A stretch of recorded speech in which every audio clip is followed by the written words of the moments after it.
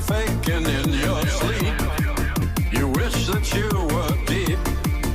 You can't hear me laughing to myself. If you could, you would be someone else. Cause I'm a punk rocker, yes I am. Well, I'm a punk rocker, yes I am. Cause I'm a punk rocker, yes I am. Well, I'm a punk rocker, yes I am. What's going on, everybody? I hope everyone's having a fantastic evening, afternoon, pre-noon, no matter where you are in the world. I'm Hassan Piker. This is HasanAbi broadcast coming to you live from kind of chilly, kind of cold DC, Washington, D.C., ladies and gentlemen, D.C., District of Columbia. At the heart of U.S. empire, we are here. We are live. We're alive at 63 degrees, but actually quite chilly here in otherwise gloomy, somewhat sunny Washington, D.C., folks. We're live, and I hope all the boys, girls, and MBs are having a fantastic one because today's a beautiful day. Today's a wonderful day because today's a very special day. And the real reason why it's a special day is not because of Crooked Con. It's not because we got Marchie Poo in the building, because I wanted to show off our fits that we outfit coordinated, not even on purpose. But I think you know. You already know. Do you need me to say it? This is Vika's music, punk rocker Eurobeat remix, by the way. Another banger from Vika's music. As always, you already know what's up. That's right. We're live. We're alive. And I hope everyone's having a fantastic one because today, and the reason why, same clothes? No, I'm wearing a different outfit. Don't worry. The reason why is not for any of those reasons, but because it's Friday. That's right, ladies and gentlemen. Friday, then. You already know what's up. It's freaking Friday. It's fucked up Friday. It's fuck a fan's mom Friday. We're blasting fits up in this bitch. Look at this. Look. It's different. It's different out here. Look at that. Boom. We got the trench. We got the trenchies. We got the ties. This is the first time I've worn a tie in so long. I'm gonna take it off now, but you know, wanted to show it off for everybody who said that it was not doable. Okay? You look badass. Dude. You look fucking badass. That's what you do. All right, Marchie Poo's leaving, ladies and gentlemen. But the Immaculate Friday vibes will remain. That's right. I don't know why I clicked on this, but March was just here to flex the fit. Yeah, no, it was I literally told him, like, you got to stay on to flex the fit. All right, I'm going to take some of this stuff off. Holy shit.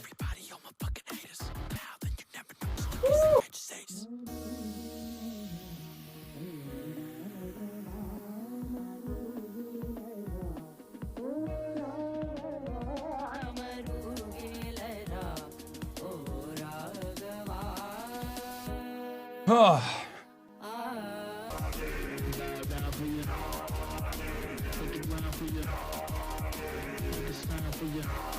God damn. Shout out to the HasanAbi head who gave me this ring. You can't really see it, but we're back at the heartland of woke Sharia, only miles away, close in proximity to the heartland of MAMDANI.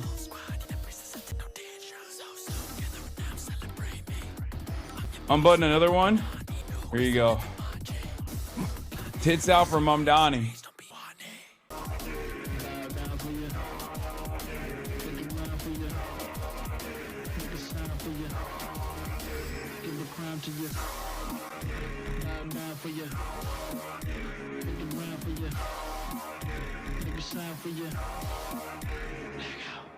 Dude, you should seriously hire a stylist. Damn, bro, I'm over here feeling myself. I'm over here feeling my fist. And you're over here being like, nah, dude, your shit sucks. I'm over here being like, nah, we got a good fit going. And you're like, nope, it actually is ass. You need a stylist ASAP. You need a stylist pronto. In any case, yeah, we got producer appreciation. Shout out to March. This is real. Like this, I don't know how, but the visuals always look so incredible. Don't listen to them. Okay, I won't. Speaking of Zoran, look at the comments on Dem TikTok. 411,000 likes. Where was the support before he won? You guys didn't endorse him when he was running. Funny mainstream Democrats didn't support MAMDANI before, but now that he won, they can't stop posting him. Yeah, but Yeah, give credit to the cam op, give credit to the producer. Marchie Poo always gets the angle. Isn't DC so nice compared to LA weather? You can finally wear sweaters and layers here for real. True. Yes, we will be watching Eric Adams get dunked on. Don't be crazy. Obviously, shouts out to my girl Z-Way. She did the damn thing. But not gonna lie, you were cooking here. Just don't read the replies. Oh no, I know. Woof. God damn, what a time to be alive. What a time to be alive. What a time to be alive. Wait, what? Schumer's on the floor now making this offer to end the shutdown. Clean CR. Bipartisan minibus of appropriation bills. 1 year ACA funding extension. Bipartisan committee to negotiate on healthcare. There's a reasonable offer that reopens the government, deals with healthcare affordability. I didn't want to say I told you, but it's coming. But I mean, if they do concede on this, if the Republicans at least concede on this stuff, it's like fair. No. It's I mean, I'll look through the details of this, but it's not. This is better than what I suspected would happen. So we shall see. If Schumer was negotiating on a hostage deal, he would give the kidnapper a gun. He would negotiate a kidnapper to get a gun. Austin said you won't see this. I probably will see it, as always. They put you on TMZ too. They did. Crooked Con is the Pod Save America, Pod Johns' convention that they put together. That's what it is. Why are fear and clips popping off? For a reason. But yeah. But in any case, Z-Way interviewing Eric Adams is on the docket. Fear not, that's gonna happen. I saw my girl Lena Khan again at the Crooked Con, where we hugged it out, and I said you lied to me. You lied to my face. It was a funny moment. God, I love Lena Khan so much. She's so incredible. In any case, we got a lot on the docket. You already know what it is. A lot happening in the world, and we're gonna get right into it. Obviously, it's DC Day 2, baby. You already know what's up. And, is woke Sharia town. Personal news-wise, I ended the broadcast. I passed out. I literally fell asleep. Like, for the first time ever, I fell asleep in a relatively reasonable hour. Because normally my time zone difference actually has been cooking me a little bit. I've been waking up. I mean, I've been going to sleep at, like, literally 2. But last night I just passed out. Phone in hand, everything. At, I think, like 10 p.m. or 11 p.m. basically.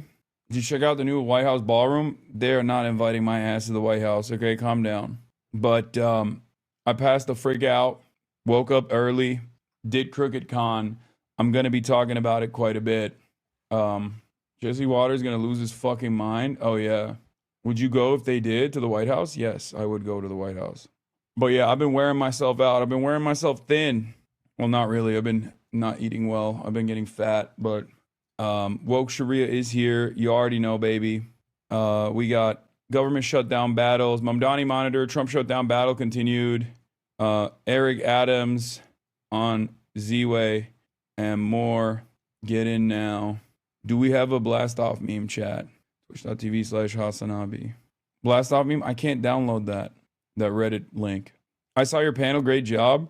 Oh, yeah. Our panel got the most heated, apparently. Apparently, our panel, which was me, Simone Sanders, former Bernie comms person, Simone Sanders, Jessica Tarkov, our queen, and, Jessica Tarkov, our queen. What is this? This is how you do it? Okay. Commie poster blast off meme. Oh, yeah. I love this one. I love that. That image is going to get a lot of work here. I'm going to be using that a lot. How can people see? They're going to post it. They're going to post the panel.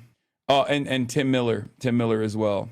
And it was heated because, you know me, I can't keep my fucking mouth shut. There's some clips, but I don't know if they have, I don't know if they actually get, if they actually capture how much heat there was. But here it is. Here's the blast off meme / the panel will probably be up. I'm going to post a vlog of my experience on the background as well. But yeah, I have all the clips from Crooked Con. Don't worry.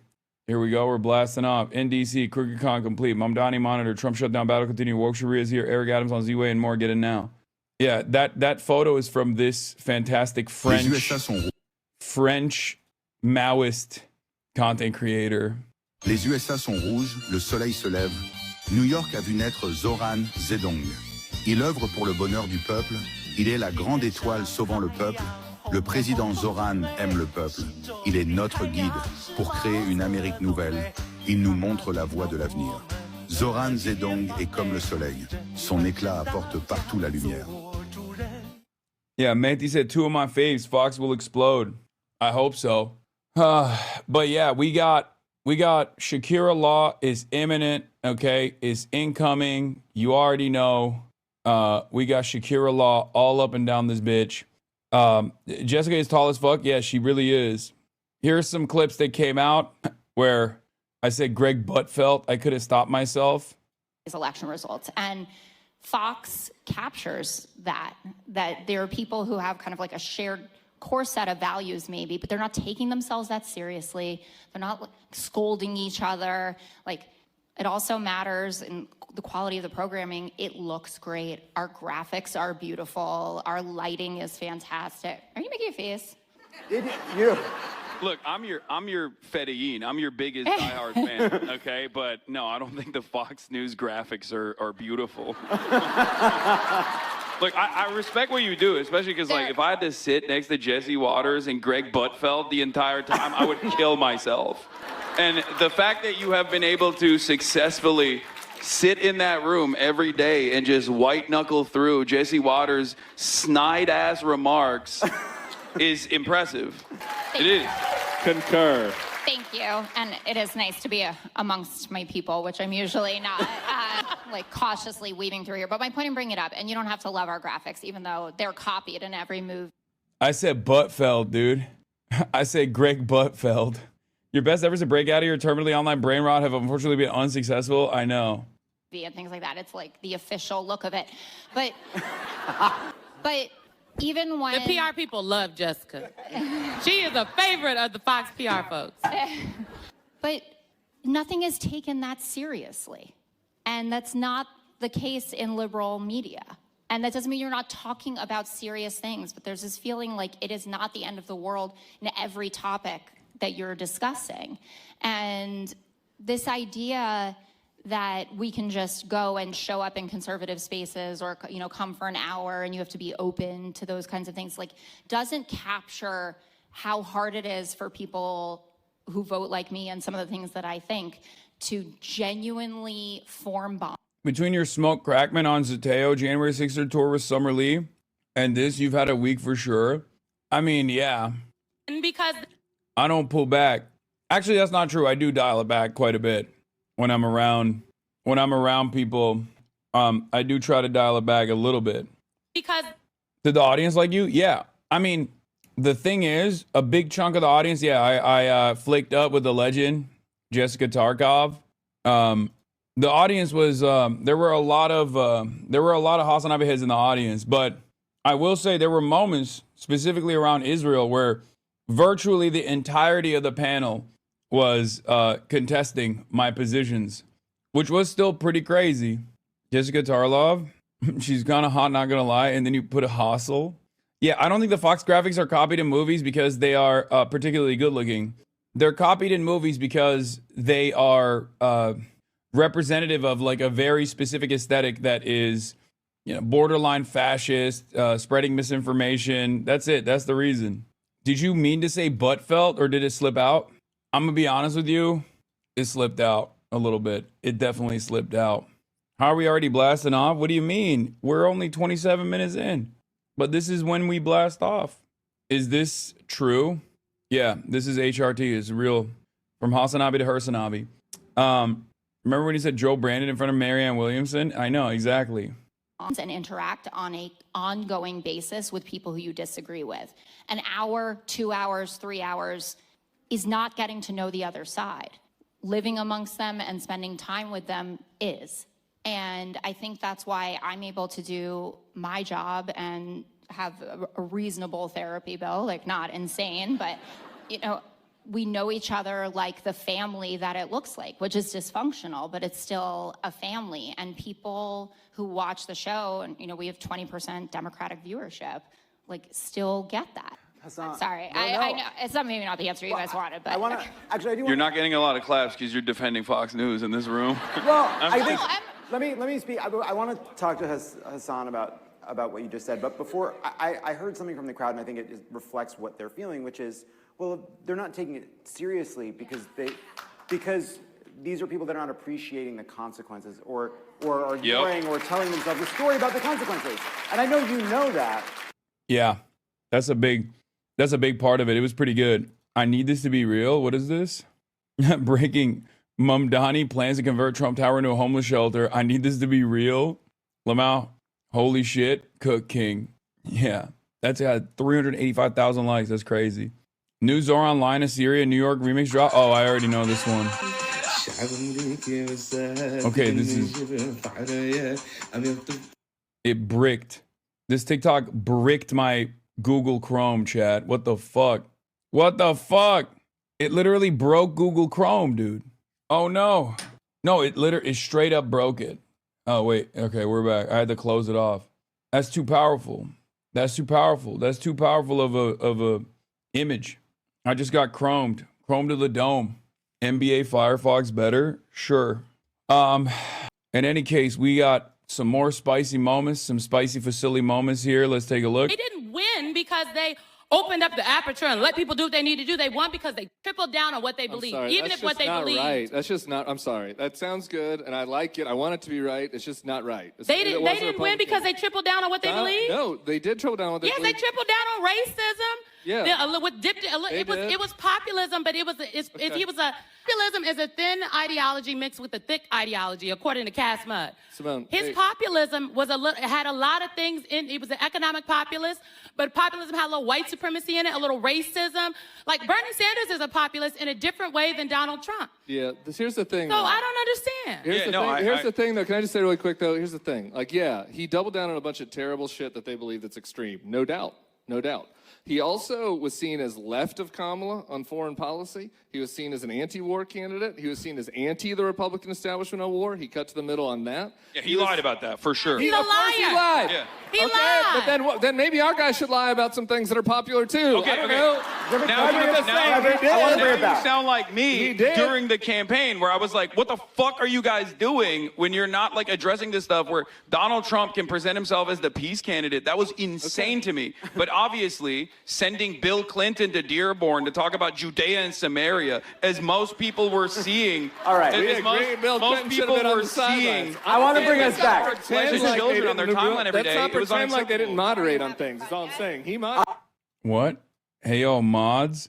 Kind of important, but avoid the Noma Metro. Thanks so much. I don't know if I can say why, but please be safe. What the fuck are you doing, chatter? What are you saying? What the fuck does that mean? What the fuck do you mean? You can't say, what? They pulled that shit in so quick. The only circle with Palestine is taboo. These fucking centuries. I know. There were a couple different moments, too.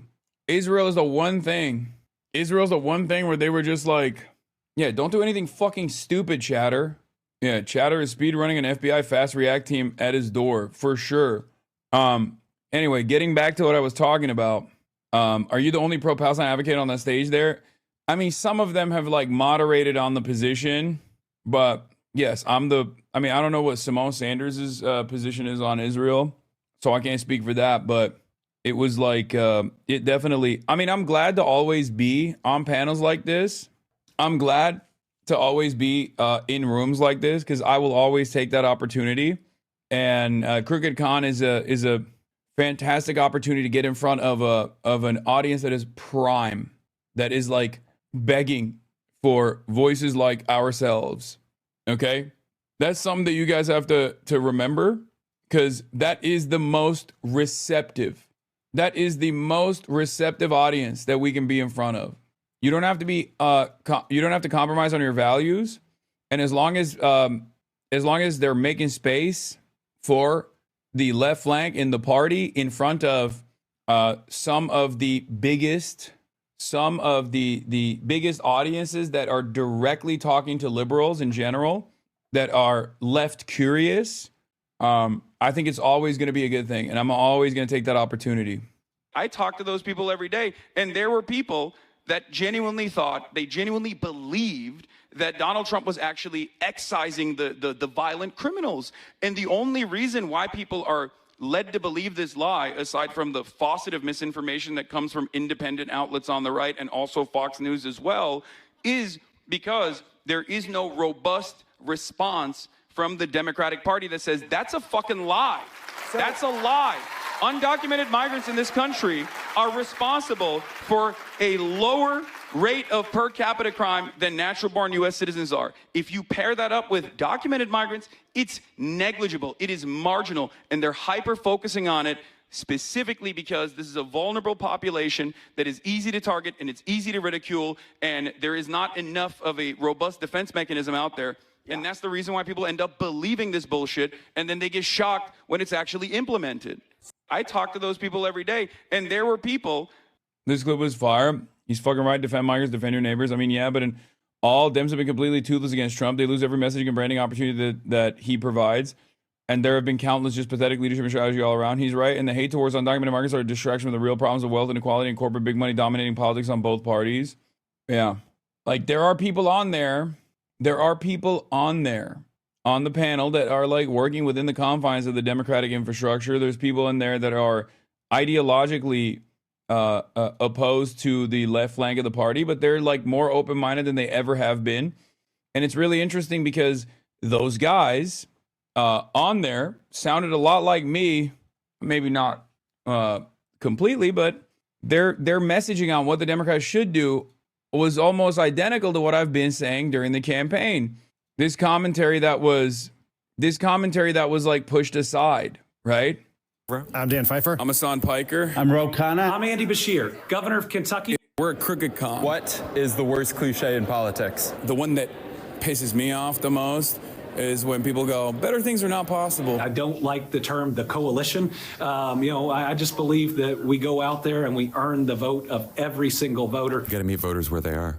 Something I say all the time. We're going to do things for the people. The only poll that matters is the one on election day. What should Democrats be thinking about heading into 2026? How to tackle the income inequality in this country. Class first politics, centering the working class and their issues and their financial struggles in every piece of messaging they possibly can. Just slam that in there over and over again. Affordability, about people's jobs and how we make their life just a little bit easier and a little bit better. Winning is a good thing to think about for the midterms. Yeah, winning is good. We should think about how to meet voters where they are.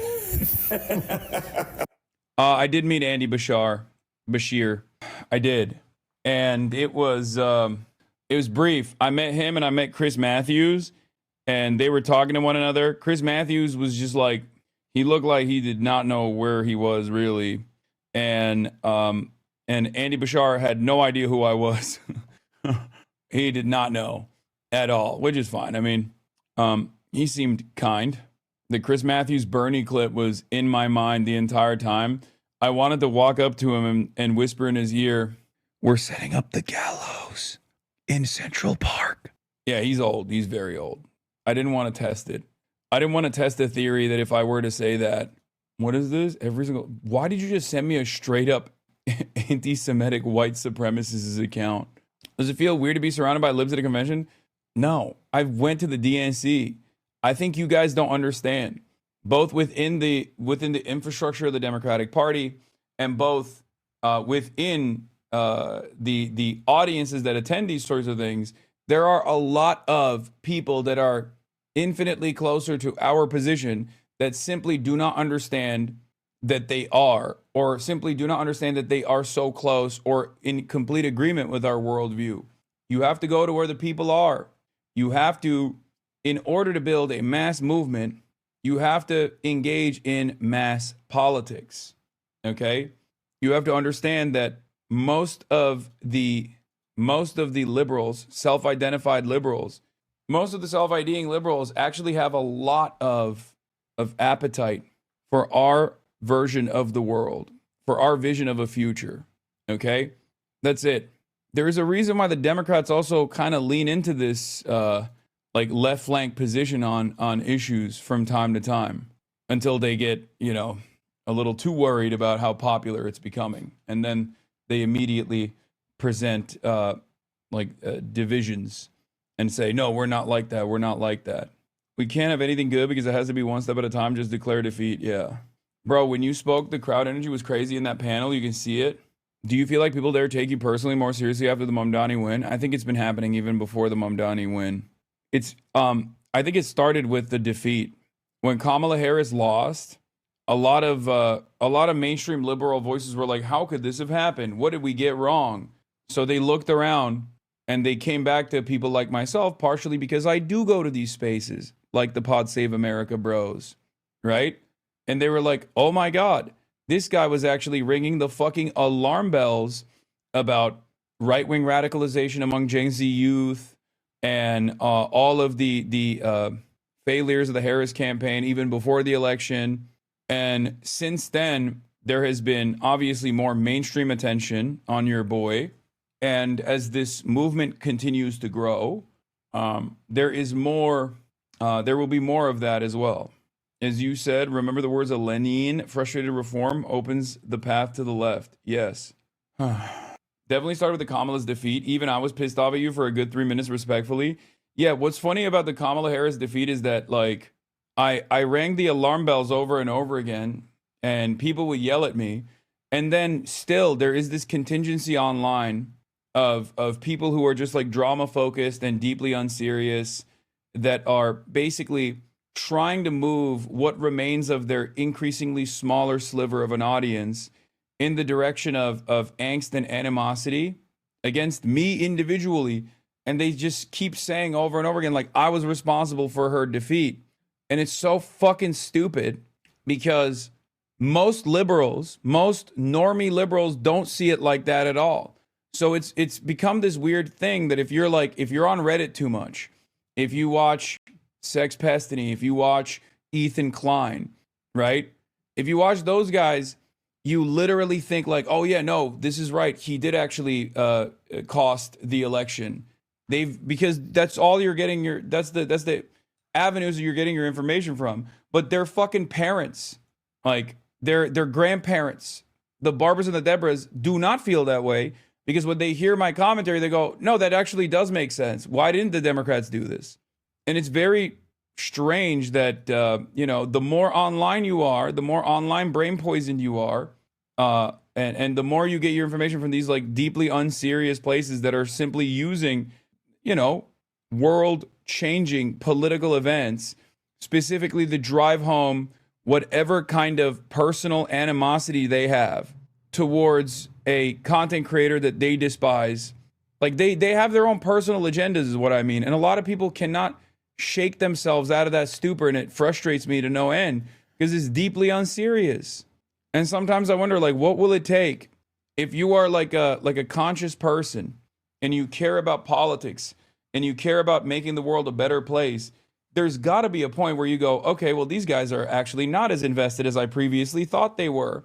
Because if they were, they would probably shut the fuck up about Hasan or whatever kind of drama that they're trying to create and focus on actual issues that matter. It's strange. You think their viewers care about politics or making the world a better place, Lol? No, but whether you care about politics or not, politics still impacts your life, right? And these guys are basically deluding themselves into, they're basically tricking themselves into thinking that they're actually engaging with politics. But the reality of the matter is they're tricking themselves into engaging with politics by having this unimaginably narrow focus. And it's deeply unproductive. It's deeply counterproductive.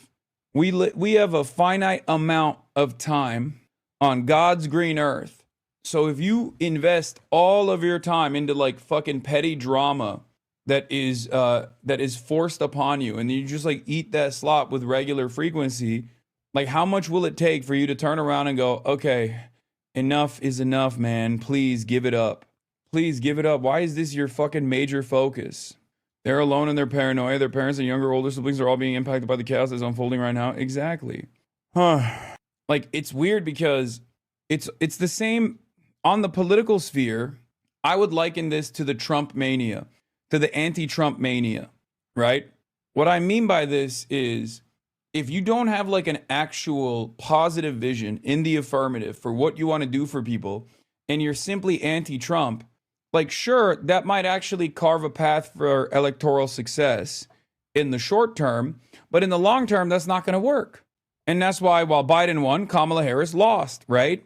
And it's even dumber that there are a lot of people online who have just like completely dropped all notion of sensibility and have seemingly decided that I am like a Trump style figure in their lives. Like I occupy an unimaginable amount of time and space. It blows my mind. I mean, you do this, your online haters are becoming more unhinged and irrelevant. Dogtober wasn't the result of a powerful hater base. It was the last desperate strike of one that is dying. Even Reddit normies are burnt out on you and see Trump as a much bigger threat than you. As for the slop tubers, if they stop talking about you, their views collapse. If they keep going, it slowly tapers off. Yeah. Like, I just wonder what it will take for them to just become more serious. If you do not have a positive vision for a future and you are simply issue specific, and that issue is one person that you literally constantly are feeding into hate campaigns on, it's unproductive, it's counterproductive, it's dangerous, it's unhealthy.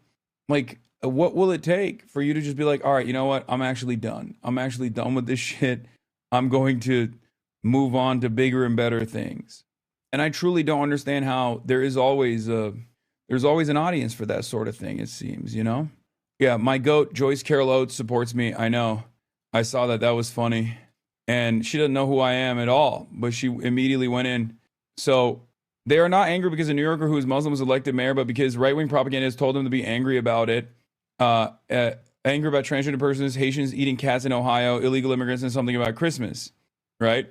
Because Alex Cole says, it's hilarious watching MAGAs lose their minds over a Muslim mayor like Muslims aren't already our neighbors, teachers, doctors, cops, and firefighters. They're not mad MAMDANI is Muslim. They're mad he won without lying or cheating and is not a convicted felon like Trump. And to which someone replied, no, this is why.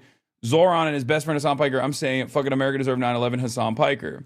To which she replied with, taken out of context, question mark? Probably he said much more. Susan Sontag said essentially the same thing in reference to U.S. foreign policy, bringing devastation and ruin to Vietnam, Cambodia, and the Middle East over the decades, provoking eventual retaliation and revenge.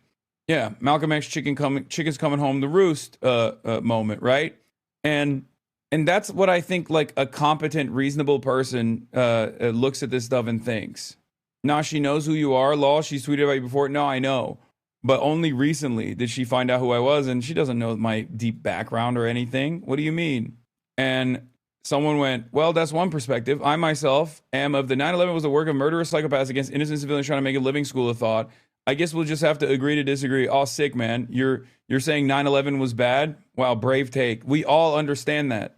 Why don't you do just a little research? It can be exciting to learn something. But how naive to think that out of nowhere, a gang of terrorists decided to go to enormous effort to murder innocent civilians trying to make a living, whom they don't know, and not rather that they were following directives from leaders who acting politically, not personally, to punish the U.S. government. The Twin Towers were symbols of U.S. imperialism. That is the sole reason for the attack. But the literal reason that the attack happened was that Bush and cohort ignored repeated warnings about an imminent terrorist attack. If he'd acted, 9/11 would have been thwarted. Really? You didn't know any of this? Oh my God. My queen. Bacon. Cooking. Oh my lordy, what is going on here? And they're still in her replies being like, you're wrong. This guy sucks. Last night, Hasan Piker said, this is the country that defeated the USSR, unfortunately, and claimed now there's an alternative that's about them, that's not about the billionaires and millionaires. Meanwhile, Hasan lives in a $2 million house, and this is the third option. In LA, a $2 million house is a starter home. In fact, there's not such a thing as a $2 million house. In fact, is there such a thing as a $2 million house in LA? Whoa. My queen. Damn, she's in the mud. Olivia Reingold of the Free Press is glued to Hasan Piker at the Zoran Mamdani victory party, itching to write a hit piece. We all had a crush on Prince Kropotkin. Oh my God. What the hell? She is in the trenches. Youngest HasanAbi head. Is that thing, as always, where your haters are so insane that it makes people with brains like you automatically? I know, but unfortunately, people with brains is not so common, okay? That is a unfortunate reality here. Are you meeting G next week? Yeah, absolutely. New York City Mayor-elect Zoran Mamdani arrives in San Juan, Puerto Rico on his first official trip to participate in the 2025 Somos Conference alongside New York Governor Kathy Hochul and Attorney General Letitia James. Yeah, this is a conference that they do every time there's an election in New York. It's kind of crazy. I guess like the reasoning behind why it's in Puerto Rico is to show love and support for the Latino community in New York and the Puerto Ricans in New York as well. That's like the reason why they choose Puerto Rico to do this in. And it's supposed to be like a retreat, right, for New York politics. He went to Jummah. Zohran Mamdani arrives at Centro Islamico del Caribe in San Juan. He's attending Jummah prayer and then doing food distribution for the Somos Day of Service. Oh my God, what a goat! Two people that I wanted to actually. What is this? Oh, you got to stop doing this. You have to stop doing this. Don't do this. Okay, take a second off, cool off a little bit. When I show you guys someone who is like pretty goated, okay, you don't have to immediately go to like the most cynical, worst thing that you find about them, okay? I think we got to do away with that mentality. Like, please, you don't have to like try and fucking immediately rush to be like, well, here's a thing that they've said, right? This is a funny take. So all those fuckers would have gone to Puerto Rico first, not to Israel. I mean, Puerto Rico is still part of America. It's kind of crazy. Have you guys not noticed that that's a thing that we do in this community all the time?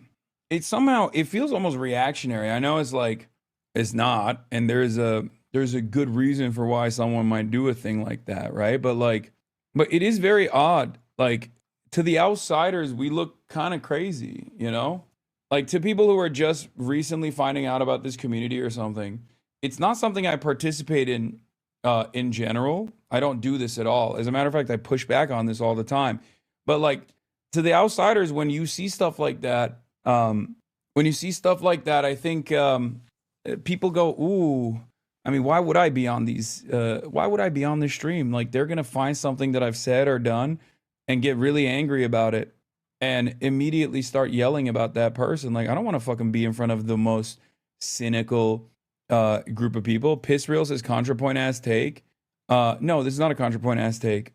This is a fundamental aspect of coalition building. Straight up. I feel like you're cynical when it comes to libs doing good things. Wait, what? Are you kidding me? I've been defending Chuck Schumer throughout the shutdown. That is the least. I always show charitability to people until they have like demonstrated that they are not worthy of any sort of charitability whatsoever, because they're operating in bad faith and they have other ambitions. All right, speaking of Chuck Schumer, let's get right into it, baby. Let's do it. After so many failed votes, it's clear we need to try something different. I feel like it's just not hard to have not said anything racist, homophobic, sexist. No, it's not. That's not true. That's literally not true. If you understand that culture reflects material realities, and that America is a very bigoted, like America's foundation is very bigoted, then no, that's not true. That's like the social conditioning of every single person to a certain degree, especially when you pair it up with like a privilege, a blind spot born out of privilege, under the banner of the intersectionality of privilege. You're always going to find people that have like bad takes on certain things. And is Kai good? Is she alive? Just making sure. No, she's dead. R.I.P. Does that make sense? Do you guys understand what I mean? Like, you have to remember, you have to remember like where people's starting points are. The goal is to change their minds. The goal is not to just like it's never to like concede. I don't concede. You know, I don't concede on my values. You know, I don't retreat on my values. But the difference, of course, is that like you can't make you have to have a little bit more grace. Kaya died. It's a joke. Okay, dude, calm down. No, they aren't listening. They think you're defending racists again. They're like 5 seconds away from saying Graham Patler again. Yeah, I mean, I'm not, you know, I look, I'm not going to do that. And I will not do that. I am always going to be open-minded and remember that people are capable of change. That is a fundamental value that I hold on to. And I think a lot of people is one of the biggest critiques of this community and why so many people lock in on you. This community can be hella hypocritical and nihilistic in a way that's more toxic than anything. People don't watch your broadcast, so only peeps they interact with are some of the wilder people in your community, and then they put it on you as someone who watches you and follows the same people who freaked out about Kai. It's irritating as fuck. Yeah, but it's fine. It happens. I hope I can like shed away some of that cynicism. I think the best possible way to do that is by leaning into hopeful moments like the one that we experienced this past week, and hopefully people will do away with that kind of rugged and sometimes nihilistic, often puritanical framework that they operate off of. But yeah, anyway, let's get it going. Senator Chuck Schumer unveils proposal to reopen the government, and I believe the Republicans have already said no to it. What the Senate is doing isn't working for either party and isn't working for the American people.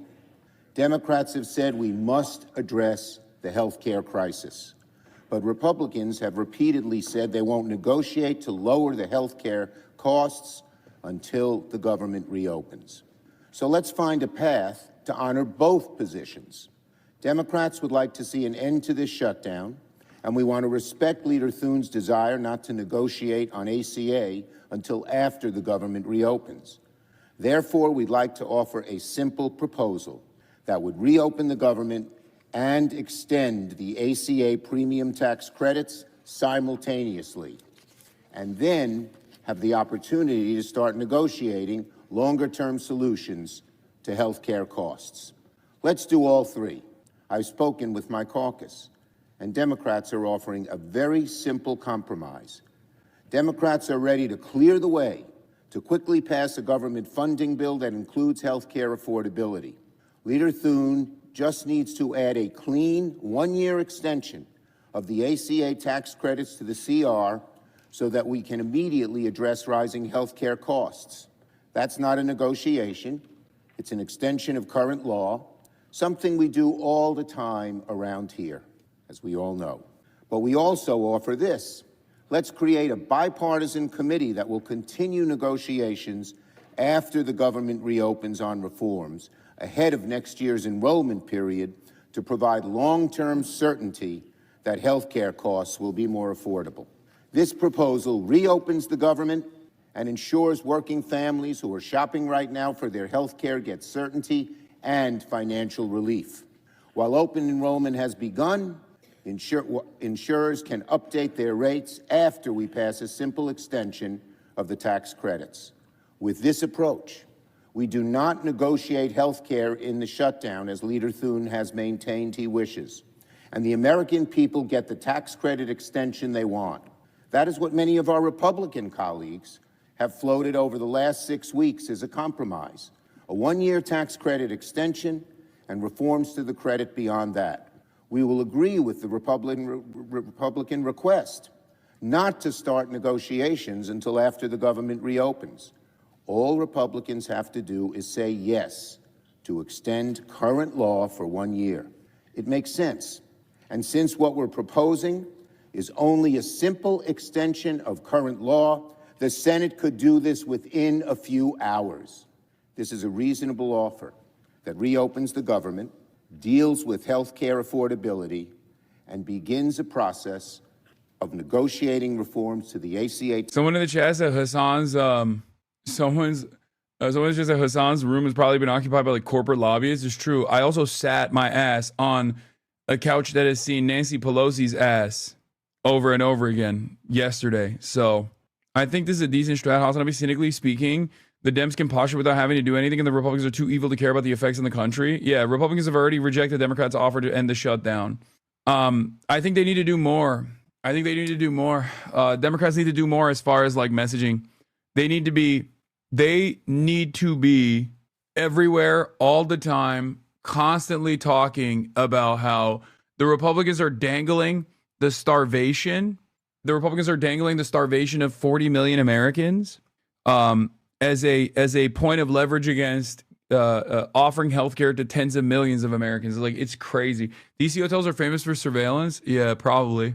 Well, I already surveil myself. So Schumer says this is a reasonable offer. Republicans are almost certain to reject it. 1R just noted that all this does is force Congress to address it around the midterms next year. Dream scenario for Dems to be able to talk about healthcare right before the elections. Yeah, no, it was smart. It's smart because yes, the year long extension literally brings the conversation back to the forefront right before the midterms, and it's like that's not something that Republicans are going to be on board with, you know. But the answer to that is, okay, then we do an extension. What, 2 years into the future? Like, their only counter could be, okay, we'll do a longer extension of ACA subsidies. You know, tell the CIA to give some subs. Yeah, CIA, gift the subs. More on the Dem offer: clean CR paired with 3-bill minibus, clean 1-year Obamacare extension, established bipartisan committee for long-term Obamacare negotiations. I might be libbed up, but conceding is the worst move. let Republicans kill the filibuster. Dems never will. ACA lapses, and then people hate Trump more. And yeah, but the problem with the ACA lapsing in that situation is like you are losing tens of millions of people that previously had healthcare. You know, so there is like the cynical operative attitude that people have, but then they also do have to care about making sure that people don't, you know, lapse in their coverage because it's too expensive. You know what I mean? It's this, like, as much as I hate these people, as much as I hate politicians, let's be real. This is a real calculation that they have to make. They're not like sitting around thinking, who cares if people starve? They'll get angry and they'll hate Trump. Like, they do care when people starve. Even from a cynical, shrewd, operative perspective, they care because when people starve, they also start getting mad at them, right? So if there's one group that doesn't care when people starve, it's the Republicans. They've made that fucking clear. It's obvious, especially because they're like literally dangling that as a threat, which is crazy. But I do think that like the Democrats are more responsive to that than the Republicans are. What's happening? Since when is Hassan pro politicians? Have I missed something, or he joined the Democratic plan? Yes, I am a ride or die defender of the Democratic Party. And only because I'm in DC, even though I've been backing Chuck Schumer doing this in spite of my overwhelming criticisms against him since the moment that he did it, right? I think I've been on Team Chuck and Team Jeffries day one because this is a demand that I had. This was a demand that I had, and they actually followed through on it, and they have kept up the response so far. Do I think that they're doing the best job messaging around it? No. But clearly, in spite of their bad messaging around it, people do still legitimately blame the Republicans here. Also, I met they Tuesday earlier. PSL, ride or DEI? I did. I met they Tuesday. Finally, our PSL chatter. I met them in person. It was awesome. Tax credits for the future. Now, the ball is in the Republicans' court. Adam Mockler had a good talking point here. Let's see. I just ask, to either of the Republicans on this panel, would you rather see this government shutdown end in Trump's preferred way, which is terminating the filibuster, or Democrats' preferred way, which is extending health care? What do you say? First of all, okay, to be fair, both options seem good to me. If the Republicans concede and they don't pass they don't nuke the filibuster and they concede to the Democrats, then healthcare is funded. If they do actually hit the filibuster, if they do actually destroy the filibuster, then like the entire dynamic of senatorial runs changes. Okay? The entire dynamic of the Senate changes. You're a terrible person and I hate you. Just wanted to drop in and share hate from Tennessee. Wait, why? Well, I still love you, chatter. And I hope you have a great day regardless. I still wish you well. I still wish the best for you. I hope that you are cursed with good health care and a decent life, a good job, and a solid benefits package, and free education, and an affordable life regardless. The real thumb daddy. Yeah, I'm cursing you with good health care, baby. I always wonder like how someone can develop this level of hatred just in general. Maybe they're right wing, maybe they're Republican. I guess maybe that's what it is. You're wishing that upon me too, even though I don't hate you, right? Yeah, of course. I wish that upon everyone, including my enemies. Religion usually? Did he despawn? Probably not. He probably did not think that I would respond at all. Then what do you say? I want to see what do you say? I ran for city council as a Democrat in the city of New York. Lost by 100 votes. Then I want to ask you, what do you say about but that? I'm a New Yorker. Okay, answer my question. Answer my question. Answer my question. From all the YouTubers creating docu-style videos about how bad of a person you are, these YouTubers are ruthless. Yeah, I know. There's never been a bigger division between what like the overwhelming internet forces believe and try to desperately get their fans to agree with and believe versus the reality. At least in my career, I've never thought that it would be like this, where it's like in the real world, most normal people are like, dude, you seem like a chill guy. You know, I like your worldview. I would like to advance this agenda. But then if you go on the internet, it's like, I am literally the biggest evil villain. Like Donald Trump could be facilitating executions of slop tubers. okay, outside of the White House. And Slop Tubers would still be talking about, you know who's actually more evil than Trump? Hasan. He is the worst person of all time. No one has ever seen a guy worse than him. Please explain the filibuster. No one seems to be doing that. It's just a process method of stopping a bill from passage that needs the supermajority vote. So people just threaten, or the threat of the filibuster is always there, which is why bills don't pass with simple majority, but supermajorities in the Senate. Labels, you know why we are where we are? Answer my Because of what question. you just said. Online culture is closer to the media impact of TV. Both aren't really it, not reality. I know, but I do think that if there was any truth to this stuff, if there's any truth to the fucking diabolical way that they present me, then I don't think I would have this many people still tuning in. You know what I mean? What is this? There was a post showing this example of Twitter versus reality, using you as an example, and your hater was suspended on Twitter. What was the hater saying? I don't know what this post was. Oh, legendary politics understander Ethan claims that the USSR was good for Nepo babies.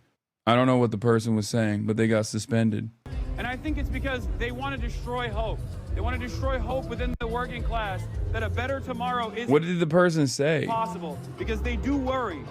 Yeah, I mean, look, the antidote to all of this stuff is just the truth, right?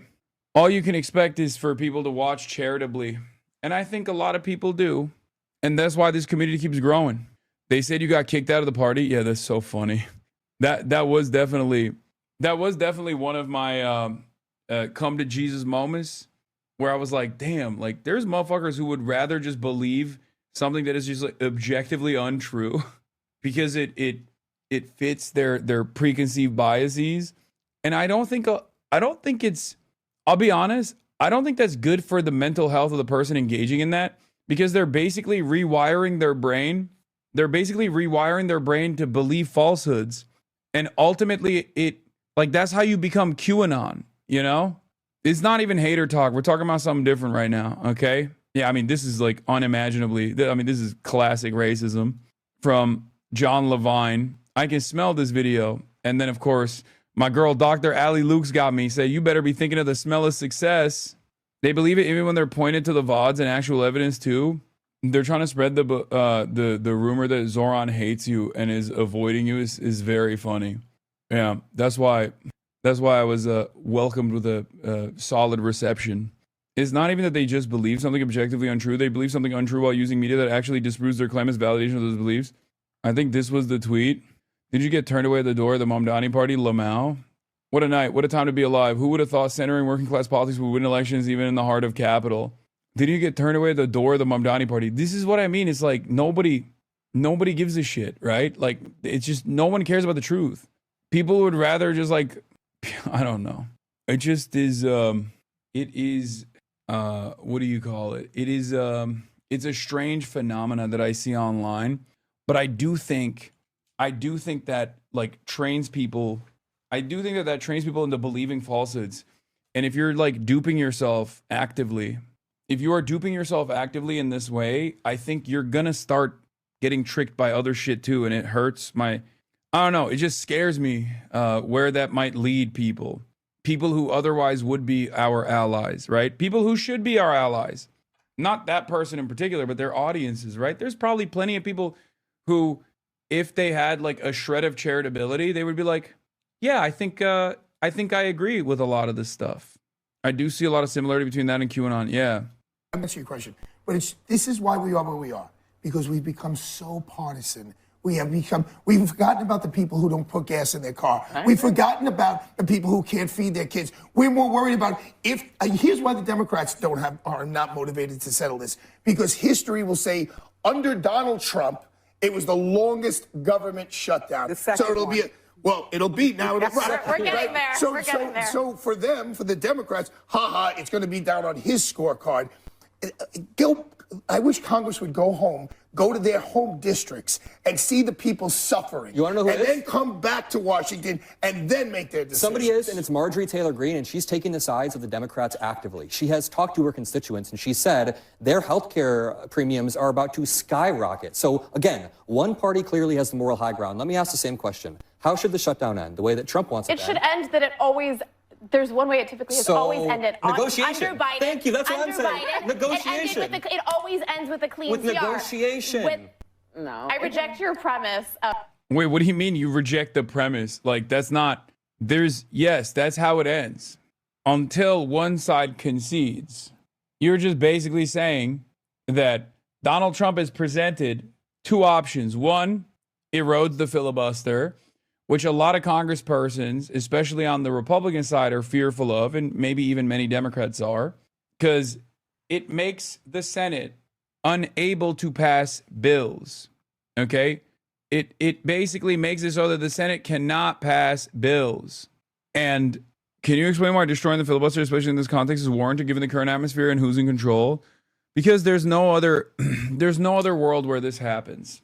Okay? Because the Democrats would never do it.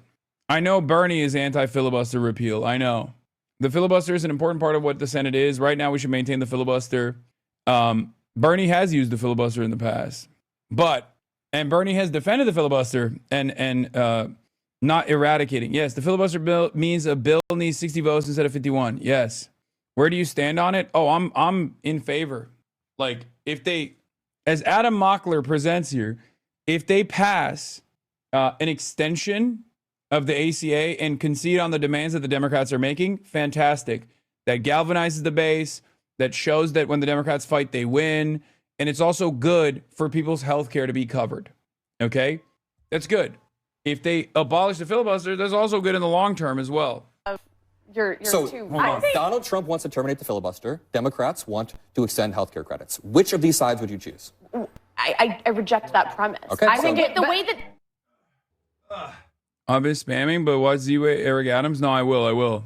Let's continue with this, but I will be. Travelers feeling turbulence coast to coast as the FAA cancels hundreds of flights at 40 major airports because of the government. Another Adam Mockler clip.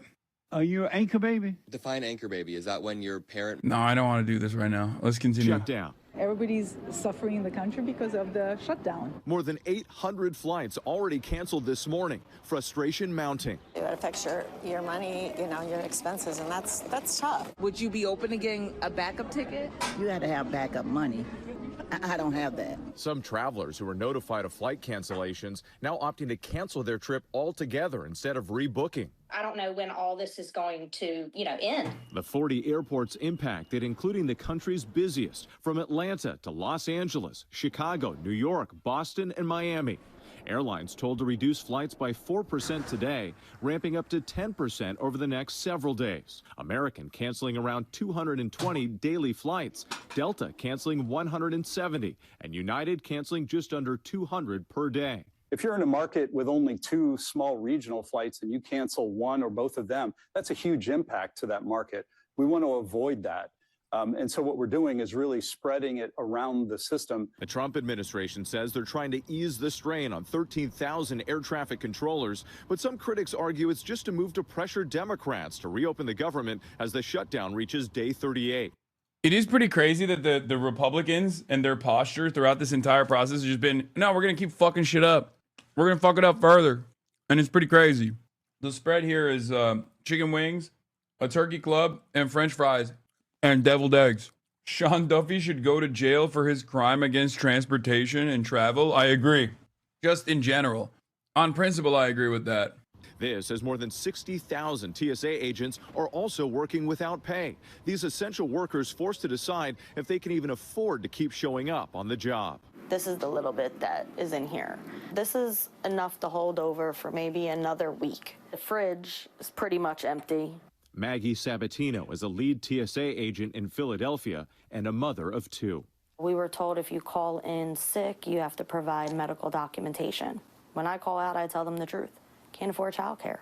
So you can see the impact here. The airlines say for passengers who are going to experience a canceled flight, they hope to be able to notify them a day in advance and then rebook them on another flight.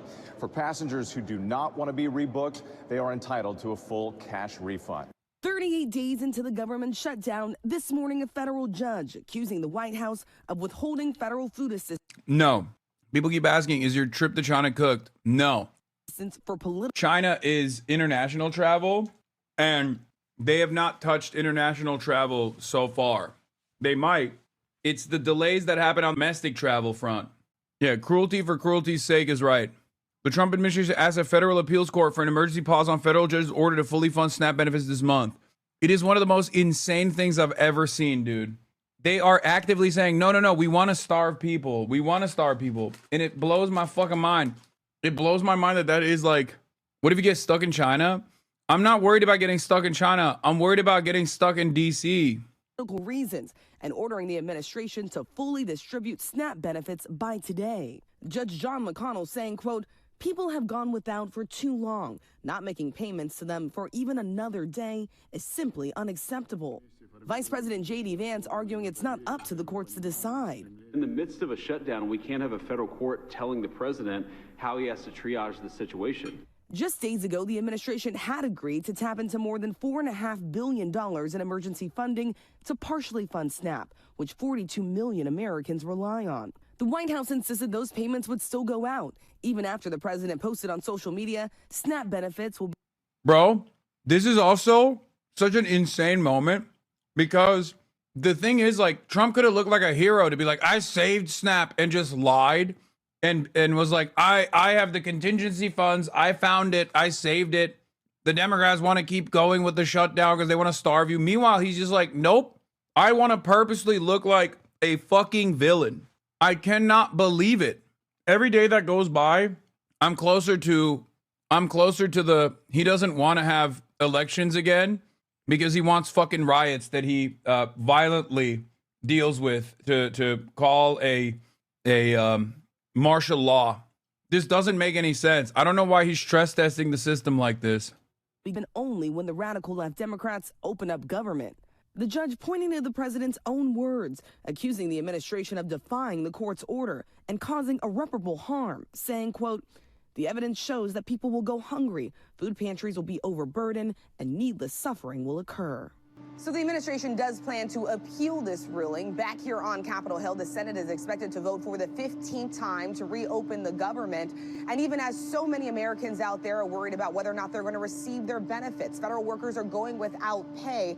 Right now, lawmakers are still getting their paycheck, even though the House of Representatives has been out of town and out of session for 49 days, Michael. Yeah, it's embarrassing at this point, Rachel. It really is. Thank you. Like, I know they want to get rid of SNAP. President Trump announcing that early next year, the price of weight loss drugs Wegovy and Zepbound. Not a stress test when he's trying to get the system to fail. It's just like, he's also really annoyed with the whole like affordability stuff. Ironically, he campaigned on that and won on that, you know, fixing the prices, making groceries cheaper. And he is actively making it more expensive, both with the tariffs, both with the instability, both with the cuts to subsidies, and also with the cuts to SNAP in general. And it's like, I don't know where he's going with this shit. You know what I mean? Like, that's why you're seeing hella people experience buyer's remorse right now.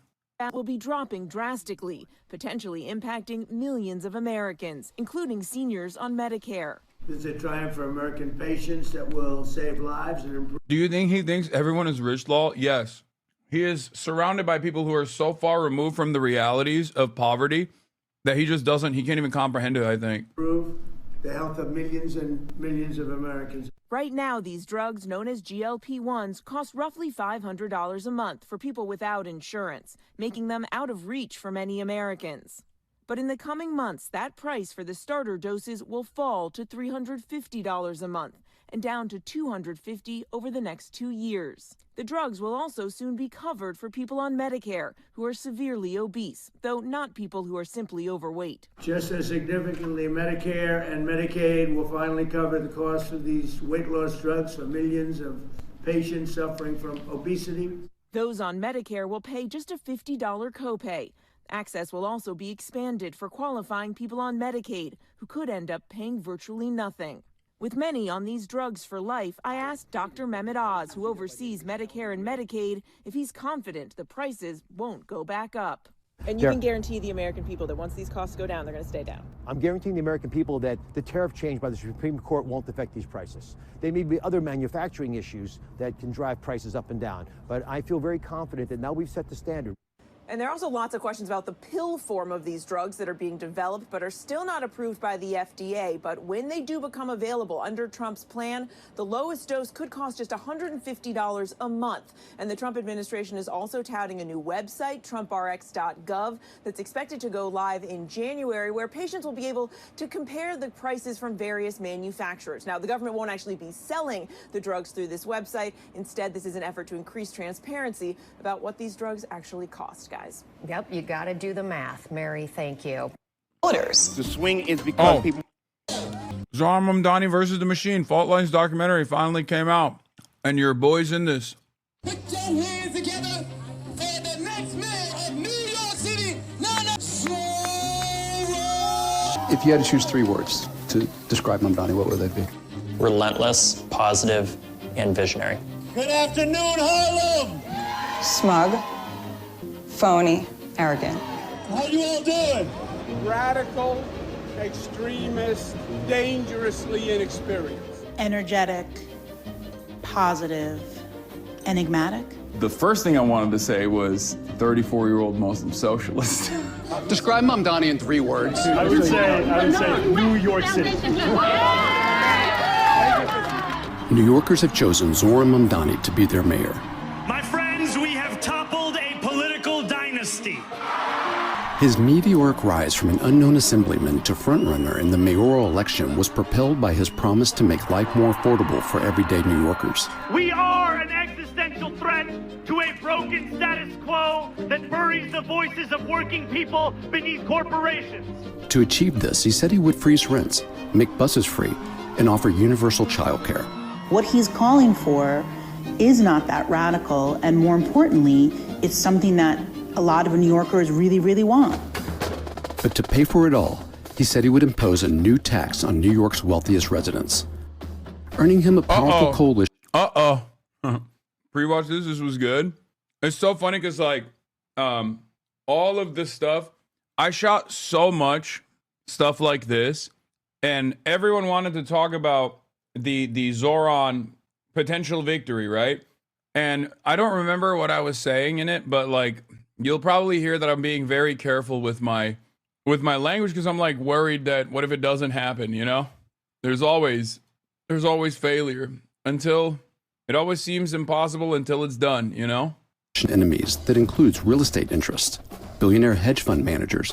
Why do you find MAMDANI so threatening? Well, I mean, I think socialism is not good for New York. And one of New York's most famous exports. He's a communist. We're going to go to a communistic state. That's so bad for New York. In this episode of Fault Lines, we go inside the race for mayor of New York City, a campaign that went beyond New York to the very future of the Democratic Party. The Democratic Party is very good at not letting people into the tent who are going to be genuinely troublesome. And what lies ahead for the new mayor of New York. Let's be clear about the forces he's up against. And let's be clear about how unethical and rapacious and powerful they are. This story's not over. These people play for keeps. This is bigger than Zoran. You can use that as a title. It's true. Just over a month before the mayoral election, we joined a group of New Yorkers marching against rent increases. The richest city of the richest country in the world, and our standards of living for a lot of us ought to be much higher. A lot of Americans live without dignity. Poverty is so punishing in America. Behind the protesters is the mayor's residence here in New York City. It's called Gracie Mansion. Eric Adams there for a few more months. One of the legacies of his term here as mayor of New York City was that he allowed the rents to be raised every year. New York's rent stabilization. Scumbag. Fucking scumbag. Just remember, he literally could have had that rent adjustment board refuse to raise rents, for the record, and he just never did. System gives its mayor an unusual amount of control over the city's affordability. In New York City, over 2.4 million tenants are rent stabilized. So under Eric Adams, our current mayor, rent has gone up for a total of 12%. We raise our rent every single year. Unsustainable, like regardless of, the rent going up, like people just can't afford rent right now. That bothers New Yorkers who every month they get paid and they have to pay rent, groceries, transportation, childcare, and every month they get squeezed even more. I grew up in this city. I was born in 1980. There used to be a middle class in New York. Oh, shit. Spencer. No way. Groceries, transportation, childcare, and every month they get squeezed even more. I grew up in... That's my goat. That's the man, dude. Spencer Ackerman is fucking fantastic. Fantastic reporter, fantastic journalist. I've had him on the show before. It's very cool. In this city, I was born in 1980. There used to be a middle class in New York. In my living memory, that's gone. I just lost a tooth this morning eating a bagel. Oh, no. So, it's going to cost me a couple of $1,000 now to have an implant and everything put in. I'm 77, I'm on a fixed income. Choice between that and food and paying the rent, it's getting hard. So housing affordability is the top issue for New Yorkers. And Zoran MAMDANI had a very, very clear answer to us for what he was going to do about it. We are going to deliver a 4-year rent freeze for more than 2 million New Yorkers across the city. Zoran MAMDANI was an unlikely frontrunner in New York City's mayoral election. A democratic socialist in a field of establishment Democrats, he ran on a platform of progressive policies that he claimed would make life more affordable for New Yorkers. I'll freeze the rent for millions of tenants, make buses fast and free, and deliver universal childcare. And before you ask, I'll pay for it by taxing the rich. MAMDANI's populist economic message in a period of rising inflation and diminishing economic opportunities resonated with New Yorkers and with Americans across the country. Even if you weren't following the race, if you were just a person of a certain age on the internet, you were seeing him everywhere. His message went viral on social media, and within months of announcing his run, he'd become a national figure. What put him on the radar was this man-on-the-street interviews with New Yorkers about why they didn't vote for Biden and why some of them were like Biden to Trump voters. The swing is because people want lower prices. They probably believe that Trump would give them that. They gave answers to him that didn't really have a lot to do with MAGA and didn't have a lot to do with Trump. And that's your hope, to see a little bit more of an affordable life? Absolutely. They had a lot to do with how Democrats have been in power and their lives have only gotten less and less affordable. And I'm going to be running on that platform. You would think that many politicians would think to simply ask their constituents what they want and then design a campaign around those issues. But it did feel very novel and refreshing and hopeful. While he was unknown outside of New York, MAMDANI had been steadily building a broad coalition of support as a state assemblyman. It's not a question of how, it's a question of if we have the political will. MAMDANI is a member of America's largest socialist party, the Democratic Socialists of America, or DSA. There are now 250 DSA members who have won elected positions at local, state, and federal levels, representing a system that until recently has been largely unpopular in the U.S. I think America... Okay, to be honest, if you try that in Texas, the answer would be terrible. What? No. Localize. Localize the needs. Adjust the policies to the fucking needs of the constituents. Americans have never understood what socialism or communism is in general. They just feared it. But after, 30, 40 years of neoliberal politics, the promise of trickle-down economics, Reaganism, hasn't come to bear. And on the other end, you become increasingly open to alternative systems, and socialism is right there. As an assemblyman, MAMDANI was outspoken on Israel's genocide in Gaza. How we doing? Using his position in Albany to advance this cause. Are we ready to end New York State's subsidy of settler crime? Yes! And joining the growing protest movement against Israel in New York.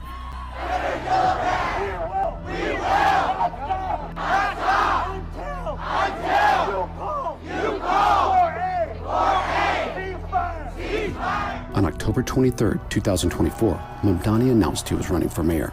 All of those young people in New York, huge protests with like tens of thousands of people that go largely uncovered by the media, those are all people he was able to convert into voters, and 50,000 of him he was able to convert into volunteers. He was already working on the method that a lot of people on the left had been talking about, as far as identifying exactly what people were struggling with, and then just only hammering in those policy positions, those policy prescriptions to the issues that they were facing. And the polling shows that in New York City and beyond, people's opinions on what's happening in Gaza has shifted. And I think the affordability ties into that. Because when you see a Republican president cutting Medicaid, firing federal workers, Yeah, or they continue to send mentioned. billions of dollars to Israel, people get mad at that. They see that there's money. It's just not going to them. It was a stark contrast to his main opponents at the beginning of the race, incumbent Mayor Eric Adams, So this is not a city of handouts. This is a city of hands up. Republican Curtis Sliwa, Everybody knows that Andrew Cuomo is a fake, phony, fraudulent fugazi. and Andrew Cuomo, We need someone who knows what they're doing on day one because your lives depend on it. a three-time governor of New York who resigned in disgrace in 2021. The report said I sexually harassed 11 women. I think everyone presumed Andrew Cuomo would win the primary. Do we have working men and women in the hall tonight? That's who he represents. That's him. That and himself. No one likes Andrew Cuomo. You have to understand that. Cuomo's politics are vindictive. He is famously short-tempered and long-memoried. People were afraid of endorsing anyone else because what happens when he wins? He's going to exact retribution. That's Andrew Cuomo. But then when Mamdani won, it wasn't just he squeaked by. He won in a landslide. Mamdani won the Democratic nomination for New York City mayor by 12 points, with the highest voter turnout in more than 35 years. It shocked a lot of people. You want to see the tiny It certainly ketchup shocked bottle? Here. Mamdani and his supporters, but it really shocked Cuomo and his supporters. Like a lot of powerful people in New York were like, we have to do everything in our power to make sure that this guy, an unknown entity that is potentially uncontrollable and very damaging to our interests, doesn't become a popular mayor. What you see when there is such a threat to the establishment is everything gets thrown at the wall. There's a panic. In the lead up to the primary, the pro-Cuomo super PAC Fix the City raised $25 million, a record for a New York City mayoral race, a large portion of which came from billionaires opposed to Mamdani's platform. So this is Billionaires Row? Yes, this is an apartment I showed the other day. It's actually off market. This is a full floor, so It's a full floor. It's 8,000 square feet. One apartment. One apartment. Eleonora Srugo is a luxury real estate agent specializing in high-end properties in New York City, giving her unique insight into the people putting millions against Mamdani's bid for mayor. What do you hear from them in terms of their concerns? Yeah, look, the biggest concern that myself, my peers, a lot of my clients have with Mamdani is ideological. I don't think it's practical. In order to fund his progressive platform, Mamdani had proposed a 2% tax on New Yorkers earning over $1 million per year, and he made it a point on his campaign to call out New York billionaires directly. Do you think that billionaires have a right to exist? If you can answer my question from earlier, it would help clear up a big confusion that the chat has. I'm a bit confused. It seems you have a lot of goats. As I understand, it means greatest of all time. Now, how can there be more than one goat? Dude, what are we doing, man? I'm done. I'm done with motherfuckers who keep asking me. Like, people that come in with, like, sincere sounding requests, I always entertain. And always, it's either bait or the dumbest question of all time. I don't think that we should have billionaires. New York is home to more billionaires than any other city in the world, and Mamdani had pitted himself against them. You are not going to tax them out of existence, but you can tax them out of wanting to spend time here. The billionaire class understands that what happened in the primary is a revolt against them. And that's why they're trying to go all out, game the system, use the rules that they have right now to throw as much money as they can into super PACs to stop Mamdani from winning. One of the largest donors to Fix the City was the billionaire hedge fund manager, Bill Ackman. He took to social media in the days after Mamdani's primary win, promising millions to anyone who would run against Mamdani. We wanted to ask Bill why he believes he knows what's best for New Yorkers. So we attended an investor conference for a company he chairs. And I'm curious, how much money have you put toward the New York City mayoral election? And should your wealth give you more power in a democracy? I invested $500,000 with Andrew Cuomo, and it was not a very successful investment, certainly in the primary. And I think if a socialist, a pronounced socialist, a proud socialist, some would say communist based on some of his plans from a real estate perspective, were to become mayor of New York, it would have very negative signaling value for the city. Ackman would go on to put another million against Mamdani, and other billionaires spent even more. The biggest problems can't be solved by national governments alone. This asshole literally spent $3.5 million in the last week of the campaign, and he spent all of that on the Hasan did 9/11 ads. Like, personally, in the last week for his super PAC, he put $3.5 million on the Hasan did 9/11 attack ads, bro. That's crazy. Yes. Come to the 9:30 club tonight? No, I can't. But congratulations on the unionization, chatter. Michael Bloomberg, a former mayor of New York, donated over $9 million to a group backing Andrew Cuomo. I think it's fair to understand that the billionaires think they own the city, that this is their city. When Bloomberg was mayor, he made an infamous comment that he saw New York City as a luxury product. And that's what he built. The threat to them isn't a 2% tax hike. It's not a publicly owned grocery store. It's not a rent freeze. That's really not a threat to their way of life. It's not a threat to their businesses. It's not a threat to their success or finances. It is a threat to their political power. Capital. It's a threat to their political power if the population starts hoping again. That's what it is. They tried to kill hope. I don't often get super spiritual, especially when we talk about campaigns, but it is truly the primary purpose of all of the anti-Zohran Mamdani shit. Because if the working class can bring forth, through the democratic process, the working class can bring forth a fighter, a champion for their causes that says openly who the villains are, that doesn't shy away from calling millionaires and billionaires out, that doesn't shy away from calling out Israel, then all of a sudden more and more people are going to start feeling emboldened. And if he delivers on those promises, oh my God, dude. If he delivers on those promises and becomes a popular figure, that's a terrifying prospect.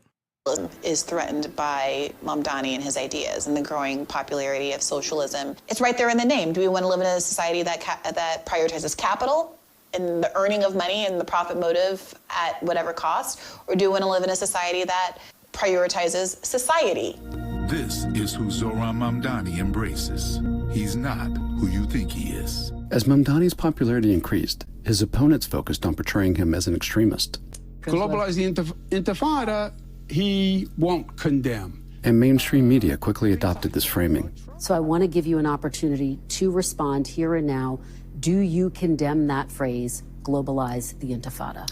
That's not language that I use. The media forces the issue of Israel onto Mamdani because they think that's a Mamdani killer. And they have good reason to, based on past performance, right? Cuomo is not asked about his sexual harassment scandal to the extent that Zohran Mamdani is asked about the phrase globalize the intifada, or whether he thinks Israel has a right to exist. And the effect of that is to manufacture an environment where those things are at all equivalent, or Zohran standing up for Palestine is worse than molesting your coworkers. The dangerous rhetoric against Mamdani spread well beyond New York, echoed by Republican lawmakers on radio shows. What do you think is going to happen to all of you if Zohran Mamdani gets elected? I mean, it's going to be one big Sharia fest playing the call to prayer from the top of the Empire State Building. How they're talking about him is so deeply dangerous. I get messages that say the only good Muslim is a dead Muslim. The man from Texas left him violent, threatening voicemails, and he was detained and arrested. You're in Texas. Why are you this mad? This makes no sense. That's scary, and it's rooted in a deep hate for Muslim people. Mamdani's fellow Democratic lawmakers also launched attacks against him. This is a very serious issue because people that glorify the slaughter of... Yeah, that shit was so fucking whack. I couldn't believe Kirsten Gillibrand, dude. They really broke new ground with this shit. James Clyburn just said that Mamdani's style of politics will work well in South Carolina primary voters, and he praised his campaign. We're ready for a socialist president. What the fuck? That's actually shocking, because he is the Bernie killer. That's crazy. I wish that energy was around. I don't know if that's real. Jews create fear in our communities. The global intifada means destroy Israel and kill all the Jews. Anti-Muslim bigotry is so deeply embedded in American politics, just as anti-Palestinian racism is, that sometimes it can be invisible. Bro, he's about to see the light of Allah. That's why. Jimothy Clyburn has I have it on good authority that Timothy Clyburn has actually reverted to Islam and has seen the light of Allah. He will be going to Jannah. That's what it is. That's what the fuck's going on. And it comes from both sides of the aisle. It's not Republicans who have a monopoly on Islamophobia.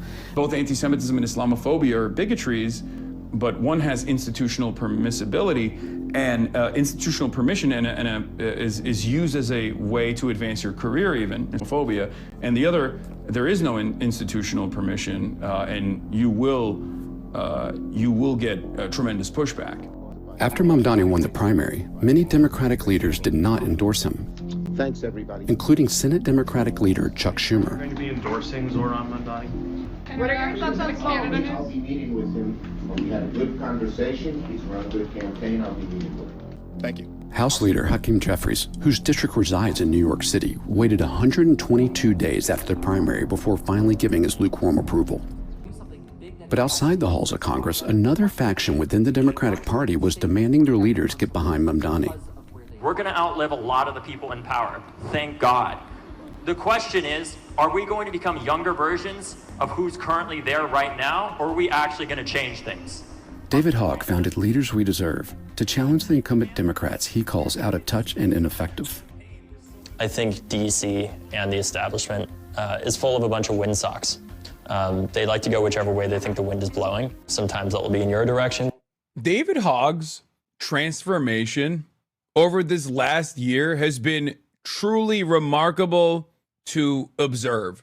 Actually, like he was doing like crazy shit back in the day, I feel like. And now, I don't know, now he's becoming this force in the party that I kind of like. Dark Hog, punished Hog. I mean, there was still obviously like the Deja Fox stuff, so it's not like I wouldn't say that this is I wouldn't say that he like the methods are all there, or he's like fully on board. But he got kicked out of he famously, for those of you who don't know, got kicked out of the fucking DNC, literally for advocating for the positive changes that we all would agree on, like, you know, primarying old seats, institutional Democrats with newer talent, and I'm on board with that. Okay, but so did you? No, the actual DNC, not the convention, chatters. He was elected. He was appointed as the VP of the DNC. He was the vice chair of the, like, straight up party, the Democratic Party. Sometimes it will be against you, but there's a real lack of principle that drives a lot of this, because what it boils down to a lot of the time is people just thinking about, like, well, what's best for me? What do I need? Because the Democratic Party is a corpse and has been for some time. And every time it attempts to rejuvenate itself, whether that's through Bernie Sanders. Yeah.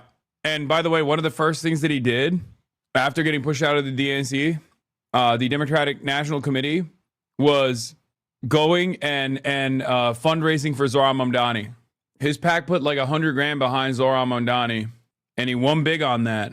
But also, what are your personal thoughts on Chris Hedges? He is, regardless of whatever disagreements we might have ideologically, I have tremendous respect for Chris Hedges, and I always will. He is a major force in this country. You're talking about a man who literally has spent most of his time teaching prisoners, educating prisoners. You can't touch that. Yes, he's been on my stream. I mean, so is David Hogg. David Hogg has also been on my stream. He was on at the victory party. Mamdani, the Democratic Party seeks to essentially thwart the movement within the party to address the concerns of the base, because the Democratic Party doesn't function as a political party. The base is irrelevant. The donors are the real constituents in an era of pretty much unlimited post-Citizens United donation. Why would it be otherwise? As a politician, you can make money forever. You can make generational wealth forever. That is why Schumer, Jeffries, Gillibrand, so many others not just keep Mamdani at arm's length, but attack him, because they recognize he upends this apple cart, he derails this gravy train. Both Senator Chuck Schumer and House Leader Hakeem Jeffries have each received over $1.7 million from the pro-Israel lobbying group American Israel Public Affairs Committee, or AIPAC. They're really telling all those people who voted for MAMDANI, we don't care what you want. What game are they playing? I mean, to appease AIPAC, the most successful foreign influence operation in American history. It's really not that complicated. People love to say these things, that everything's more complicated than it seems. Some things really are not. Yes! This is one of those things. Barack Obama wrote about this in his memoir. If you criticize Israel too much, then expect to be faced by a well-funded opponent in your next election. So it's not some secret, you know, a former president of the United States has admitted to this kind of dynamic in Washington. After the primary, MAMDANI's polling numbers continued to rise. With the opposition split between a crowded field of challengers, President Trump weighed in. I think if you have more than one candidate, we've got ourselves a communist mayor. He was President right. Trump is a native New Yorker. It's happened. He is obsessed with New York City, and he wants to have influence here, and he wants to continue to pull the strings as any way he can. Reports circulated that the president was offering positions in his administration for Adams and Sliwa to drop out. And we're not going to let somebody get into office and squander the taxpayer money from this country. On September 28, 2025, the sitting mayor, Eric Adams, withdrew from the race. That's why I'm here today to endorse Andrew Cuomo. Cuomo is not a strong candidate. That is why I hesitate to use the word support. I believe that he is the better choice for the next 4 years. Despite losing the primary, a string of past scandals, and his general inability to campaign effectively, Cuomo still continued to draw donations from billionaires and endorsements from politicians across the aisle. It is a coalition of class interests. It is bipartisan, and it is deeply entrenched, and it is afraid of Zoran Mamdani, and it should be afraid of Zoran Mamdani. As the general election approached, the pressure against Mamdani intensified. The media attention for this race far exceeds what a normal mayoral race gets. It really speaks to the times about what this race represents. Mamdani seemed to moderate on key issues in his campaign, including one of his main rallying cries, a 2% tax increase for New Yorkers who earn over $1 million a year. If you could get the money and funding elsewhere, would you drop the call for the tax increase? Absolutely. The most important thing is funding these agenda items. And he walked back statements that had earned him the support of progressives during the primary. He's told you what he thinks. He thinks the police are racist, wicked, corrupt. Those are tweets which I have apologized for to New Yorkers and police officers directly. He started moderating a whole lot his positions on the NYPD. I'm sure there were a lot of smart people whispering in his ear. Yeah. As far as defund the police, that was not a sidestep or moderation.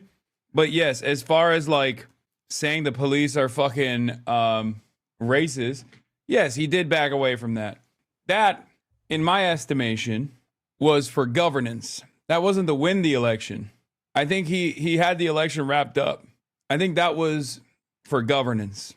The NYPD will be one of the biggest hurdles for Zoran Mamdani to overcome.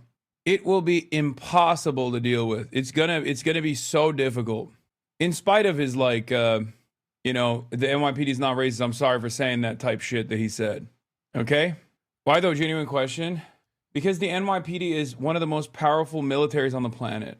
And the NYPD, especially in New York, is one of the most powerful forces in politics. Guys, the NYPD literally kidnapped Bill de Blasio, former mayor of New York's trans child, and doxed them on the timeline. What are you fucking talking about? They are insane. Like, they are this uncontrollable beast. Every mayor has had to deal with the NYPD. Every New York mayor has had to basically be at the mercy of the NYPD. Friend of the show, Christian, had a great take on this. MAMDANI might be the funniest motherfucker of all time, and some of you guys might owe me an apology because I just made a serious video on my main account about him appointing Lena Khan. But I remember a few months back, I think like a little bit after the primaries, when he met with like billionaires and business leaders, and people were like, see Christian, he's just gonna capitulate. That's all he ever did. See, that's all it's about. He's gonna blah, blah, blah, blah, blah. All right? And then he puts Lena Khan on. That's the equivalent of meeting up with Lex Luthor and then popping out with Superman the next day. It's the funniest thing possible. He basically popped out the day after the election and was like, yeah, man, if you can afford a Rolls Royce, it's about to get real strict around here, cuz. Yeah, Lena Khan is a #1 op for the billionaires, straight up. If MAMDANI accomplishes none of his agenda but manages to weaken the NYPD and the Benevolent Association, it would be one of the greatest accomplishments in recent decades. Yeah, it's just not going to happen. I don't think that's going to happen. I think he has an easier shot at fucking... He has an easier shot. Like, look at this. Comptroller Lander, Brad Lander's new dashboard tracks city claims and settlements. City paid nearly $2 billion settlements last fiscal year. $2 billion. Yeah, this is what the NYPD did to de Blasio. A New York police union came after the mayor's daughter. Think about that. NYPD Sergeants Union tweets and deletes Chiara de Blasio's arrest report. How can the NYPD protect the city of New York from rioting anarchists when the mayor's object-throwing daughter is one of them? Now we know why he's forbidding mounted units to be mobilized and keeping the NYPD from doing their jobs. That fucking image right there has like their address and shit. It's crazy. Why did Biden appoint her as the FTC chair? What do you mean? The reason why Biden appointed her as the FTC chair is the same reason why Bernie Sanders was literally, up until the very last moment, clinging on to Joe Biden. Because Joe Biden was Mr. Junior Partner in the coalition with the left flank of the party.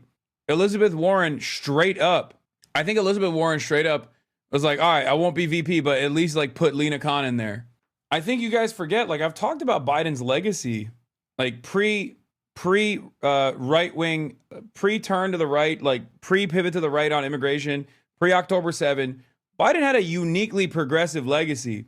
The major issue for Biden was that he got torpedoed by the rotating villains in his own coalition, okay? And he couldn't whip them. He couldn't use the bully pulpit to command the attention of the masses and show them that, like, he was actually pushing for marginal change. It's true. And now all of that is gone. Obviously, he will be remembered forever as the butcher of Gaza, a genocide heir. Now, it's not saying much. It's not saying much to say Biden is one of the more progressive was one of the more progressive presidents. Is not saying much at all, because it's more so damning to consider how not progressive other leadership has been. Okay, so there was an unimaginably low bar, and he like cleared it sometimes and failed to clear it in other times. But yeah, there's some good there. It's ironic because I literally probably defended Biden's progressive legislation, or his like marginal, incrementally progressive legislative agenda, more than the fucking media did. I rode for Biden. You forget when he pulled out of Afghanistan. I was Mr. Joe Brandon is my GOAT. Do not forget that. I call balls and strikes. It feels like a lifetime ago because this is before I did NATO, and this is before all of those other things. Yeah, his NLRB was doing decent work too, but well, you know, it's over. All of that is in the fucking rear view. Yeah. People forget that the reason Obama picked Biden specifically as VP was because he was essentially a Republican when it came to his voting record, from supporting every ward along upholding corporate interests and ties to segregationists in the past. It was the only way Obama could win. Funnily enough, when Biden announced he was running against Obama for the Democratic ticket in 2007, on the very first day of his campaign, he made a racist remark towards Obama. Later on, John McCain defended him as being a good man and not an Arab. This aspect of his identity weighed heavily on his chances of gaining legitimacy and a proper chance at the presidency initially, as much as he later became the poster boy of neoliberal, neo-imperialism, and feel-good post-race America. He had everything to consolidate his images in the eyes of white America. Upholding corporate interests or not a progressive economic legacy? I'm confused about your position. No, everyone upholds corporate interests. When you're the president, you, one, always uphold corporate interests, and two, you always do war, okay? Endless amounts of war. So obviously, you have to grade on a curve. And when you're grading him on a curve, he was actually more progressive than most other contemporary presidents in the United States of America. That is, of course, not going to ever be his legacy, because his push for modest incremental reforms was, one, too little too late, and two, destroyed by the moderate wing in his own party, the centrist Democrats that like actively destroyed his agenda every fucking step of the way, and his inability to whip them back in his inability to whip them back in line was a massive failure. His inability to communicate the accomplishments that they put forward, no matter how marginal, was a massive failure. If Biden passed H.R. 1 and BBB, we would be living in a radically different country. Yes, those bills were lib, but they were fundamental reforms. He's a bad president because he gave up on the marginal good things he himself proposed. Yes. First 100-day immigration agenda, remember that? He was going to offer amnesty. He was going to set up the conditions for amnesty for migrants living on U.S. soil. What happened? He dropped all that shit. It's just sad to see because, like, Biden was so fucking old, so weak, and so feeble. And the juxtaposition between Biden and Donald Trump, who is also old, but is manic and unforgiving and uncompromising and unyielding, is very clear. Biden had decent policy ideas, like the Biden team, rather, designed decent policies, and he just could not get it done. He couldn't move it across the fucking finish line, no matter what. There was a million different reasons for it, obviously, but there is a share of responsibility here for Biden's own inability to communicate his desires, communicate his agenda, and push it across the finish line. He did not whip the votes. He didn't do half the shit that Donald Trump does. When Donald Trump has any sort of issues with the Republican Party, he just fucking calls them into the White House, right? And he'll be like, I will fuck you up. Do you want death threats from the most psychotic people in this country? No? Okay, then shut the fuck up. You're doing my bidding. Like, think about how much leeway Donald Trump has to break the system. If Biden was even a fraction as aggressive, he probably could have gotten a lot done. It's important to recognize those mistakes, by the way, in order not to repeat them, because there is no way we can have an old guard that is incapable of utilizing, or rather weaponizing, the bully pulpit, okay? We cannot do that. That cannot happen ever again. That was good politics. But what it conceals is that the NYPD will stop at nothing to destroy Zohran Mamdani's mayoralty. The assemblyman will not denounce Hamas. I said that I would discourage this language that I do not. Damn, they didn't put the assemblyman would not discourage or would not condemn Hassan Piker. The choice to moderate on some of these issues is confusing. Is it just that he is under so much pressure, or is it something bigger than that? Does he actually think to win he needs to moderate, when it was his choice not to moderate that made people have such confidence in him and his integrity? That's how I felt too. I agree with that. I'm afraid, frankly, to know the answer. Though a different candidate than when he started his campaign, Mamdani won. On January 1st, I will be sworn in as the mayor of New York City. His election represents a monumental shift in New York politics, the Democratic Party, and how Americans feel about the state of Israel. The people lining up against Zohran Mamdani tried to make this mayoral election a referendum on anti-Zionism being anti-Semitism, and then failing, and then losing that massively. That is a sea change in New York City. Yeah. That's a sea change in New York City. It's a sea change in American politics. And it's one that the Democrats are fucking terrified of addressing. Okay? They are so scared of touching it. They're so scared of addressing it. It blows my fucking mind. It is the easiest lock of all time. Okay? It is the easiest way to insta-lock a tremendous amount of goodwill. You earn so much goodwill if you just call out the easiest thing to call out, really, especially at this stage. Like, there is so much room to call out Israel, and Democrats are still failing to do so. It's like, it's mind-boggling. It blows my mind. What more do you need to hear? What more do you need to see? You have a Muslim socialist mayor who is an anti-Zionist in New York, okay? I keep thinking about this Masterson tweet. It's true. If Zohran had lost the election, the entire Democrat Party would have used it as a mandate to take a harder turn to the right. Yes, abso-fucking-lutely. I can't. It makes me so mad. Netanyahu's defense team. But then somebody like Mamdani comes up, and that's not just symbolic. That shows that there's something changing in America. There's something changing in the electorate, that this is a bigger story than just New York. There's this desire for something more. There's this desire for a different kind of politics. While billionaires in the U.S. increasingly use their wealth to influence politics, Mamdani's win pushes back on the idea that elections are for sale. We live in New York, in capital's seat of power. If you told me 3 years ago that the Dem base would be more anti-Zionist than Bernie at times, I'd call you insane, but that's the reality. Yep. That is precisely what's going on. This is the financial capital of the world. This is a place that the Bill Ackmans and the like feel like is theirs by right. In an age of oligarchy, this is the most important place that those oligarchs have to rule. Except that there's millions of us and there's vanishingly few of them. And it may offer a lesson to Democratic Party leaders if they choose to learn from it. I want to hold your hand when I say this. Democrats do not care. There is no relationship between what people want and what the Democratic Party is willing to advance. And there are no consequences for their lack of Democratic representation because there's always the Republican Party and they're always worse. It stopped functioning as a party a long time ago, but it's assiduously loyal to its donors because the hierarchy of the party, if you actually created a democratic system, the hierarchy of the party wouldn't exist. And they have decided that they will keep their first-class cabins on the ship as it sinks. Chris Hedges has such a way with words, man. It's crazy.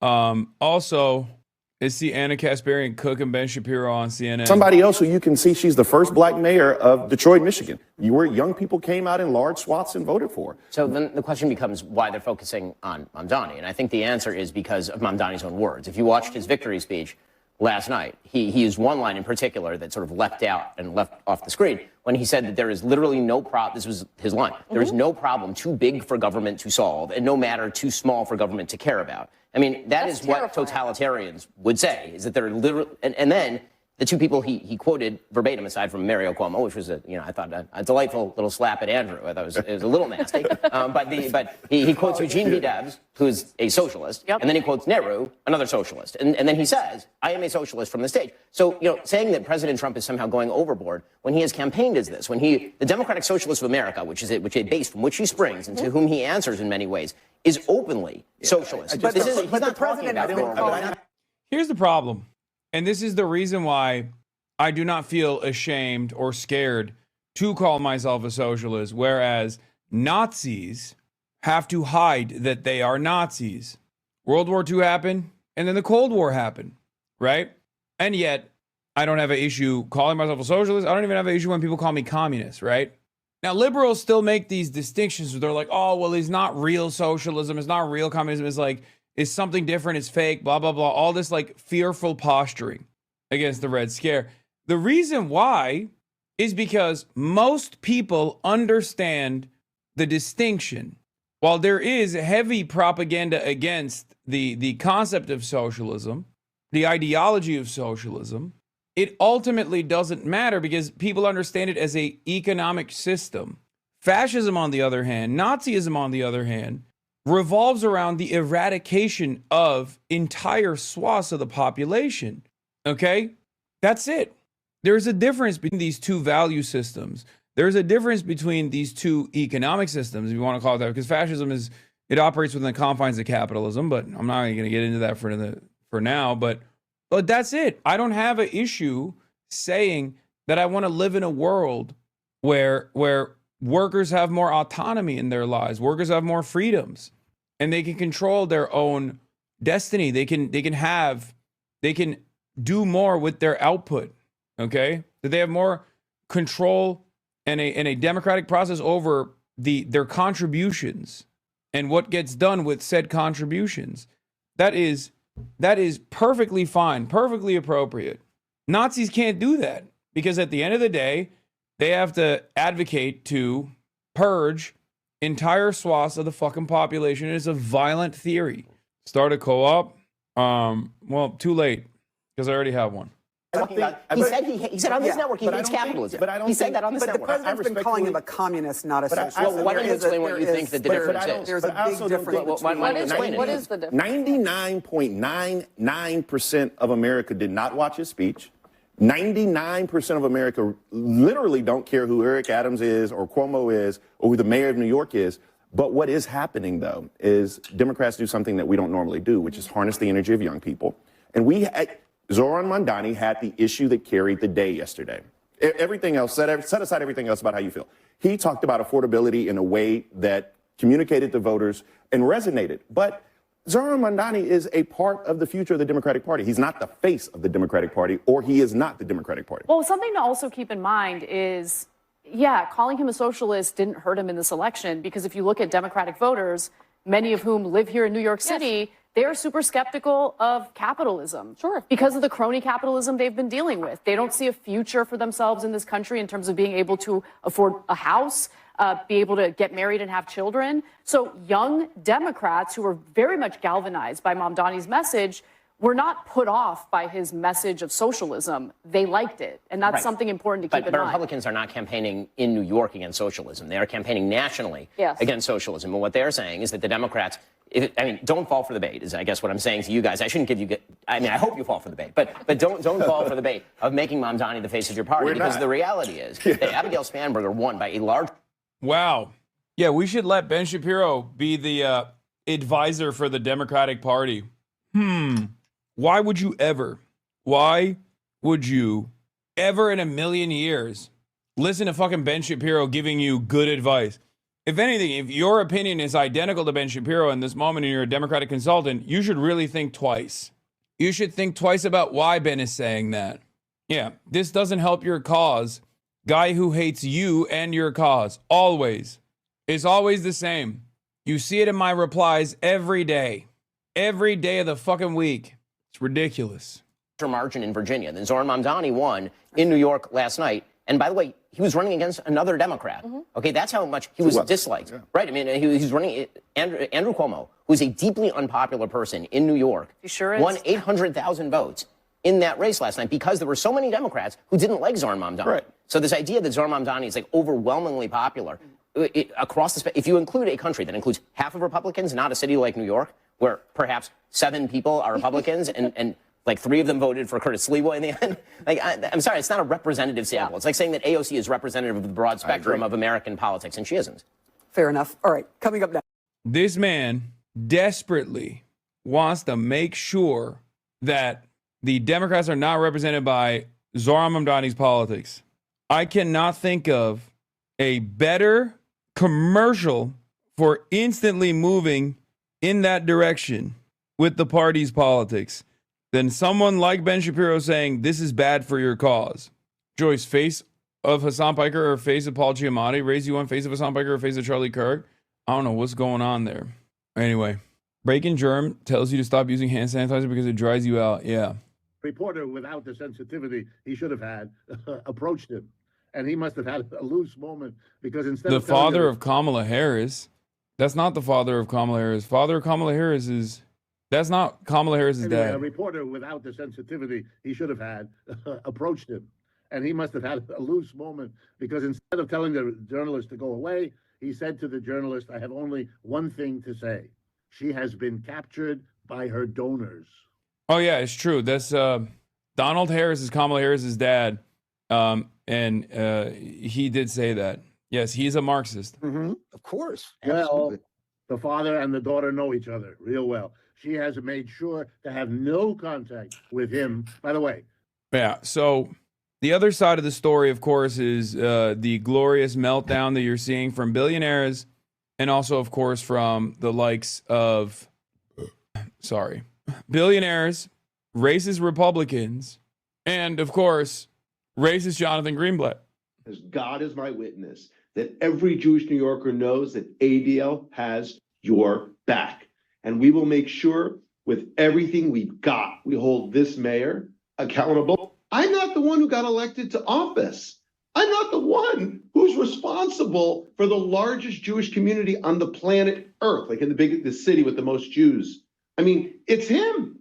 And so it's not for me on bended knee to go to him. It's for him to tell Jewish New Yorkers, again, however they choose to worship, if at all, whatever their political leanings, I don't know, he has got to make Jewish New Yorkers feel safe. And I am telling you, Brian, the data shows us. Bro, I'm serious. Like I'm not one of these guys that fucking says like, oh, there's this, Jewish exceptionalism. But god damn, dude, I was so close on the Crooked Media panel when they were talking about like the real fears that Jews feel about Zohran Mamdani and turning around to Simone Sanders and being like, have you ever heard this level of consideration for black people in your entire life? I was this close. I literally was going to pick up the mic and turn to Simone and be like, Simone, You're a black woman. Have you ever heard in your life a conversation like this? Especially when it's unimaginably warranted. Because in this case, it's not even warranted towards Zohran Mamdani. Like, what the fuck are we doing? What the fuck are we doing, brother? What is this? There is valid concern, okay? There is valid concern around anti-Semitism. And then there is whatever the fuck this is. This is insane. Why didn't you? Because anytime I brought up Israel, the whole panel collapsed. And I wanted to continue along with the conversation in a more positive direction because I had already fucking brought up Israel on numerous occasions at that point. It's just crazy. It's crazy. It's crazy. Like this is hysterical, okay? This is mass fucking hysteria, and it is born out of racism. I'm sick and fucking tired of acting like that's not the case. This is mass hysteria born out of racism. If you think someone like Zohran Mamdani is anti-Semitic when he has never said anything remotely anti-Semitic, okay, and has gone above and beyond, not only to take a stance against anti-Semitism, which is appropriate and just, but to go above and beyond to soothe the oftentimes racist tendencies of the historical masses, which I do think is also being greatly overemphasized by Jonathan Greenblatt here, because I don't think it's that crazy, right? Like, I don't think every Jew in New York is like, I'm gonna pack my shit up right now, it's over. Like, I don't think that's happening at all. But I do think that if you are a Jewish New Yorker and you truly, this is speaking to the fucking preaching to the choir here, obviously, all of the Jewish HasanAbi heads know what's up. but like, I guess the message is, like, if you are a Jewish New Yorker, okay, and you personally believe that Zohran Mamdani is responsible for a rise in anti-Semitism or is personally anti-Semitic, you have to check yourself, okay? Because this fear is hysterical, and it is not born out of any real reason. It is not facts-based. It is not evidence-based. It is born out of hysteria, racist hysteria, okay? You just see a Muslim dude who is an anti-Zionist, who has the majority position on Israel. I cannot stress this enough. He has the majority position on Israel while also being brown and Muslim, okay? You go about your day as a Jewish person in New York, and you talk to people, and more often than not, you're meeting people that have the exact same opinion as Zohran Mamdani on Israel. If you can go about your day hanging out amongst the masses, but then you think Zohran Mamdani is a more significant threat than the guy delivering your Amazon packages, than the dude operating the bodega around the corner, then you are fucking racist, okay? It is crazy. Not only does he absolutely maintain the majority position on this issue, okay? Not only does he have the majority position on this issue, but he also won the election partially because of his majority opinion on this issue. You have to drop this shit. Jonathan Greenblatt has to drop this. Like, I don't think he understands. He is never going to realize this, I don't think, and his donors don't want him to. His donors want him to be an attack dog. Voters read Cuomo's pro-Israel fixation as prioritizing on an issue that they don't prioritize. Mamdani's less numerous, but negative comments on Israel didn't hurt him in the same way. We should thank Israel for helping Mamdani win. Israel critics can exploit the lobby's paranoia. It's true. Affordable housing and prices were the top two priorities for voters heading into the final days of the New York City mayoral. Crime was third. Voters say Mamdani prioritized affordability more than Andrew Cuomo, who instead prioritized crime. See? Israel-Gaza conflict is so low on this. Islamophobic people are crying after seeing this video go viral. Hey, this is the Islamic Center that was calling back in. So, hold on. Let's go for it. They called me back. The Islamic Center of Charlotte just called back. What is this?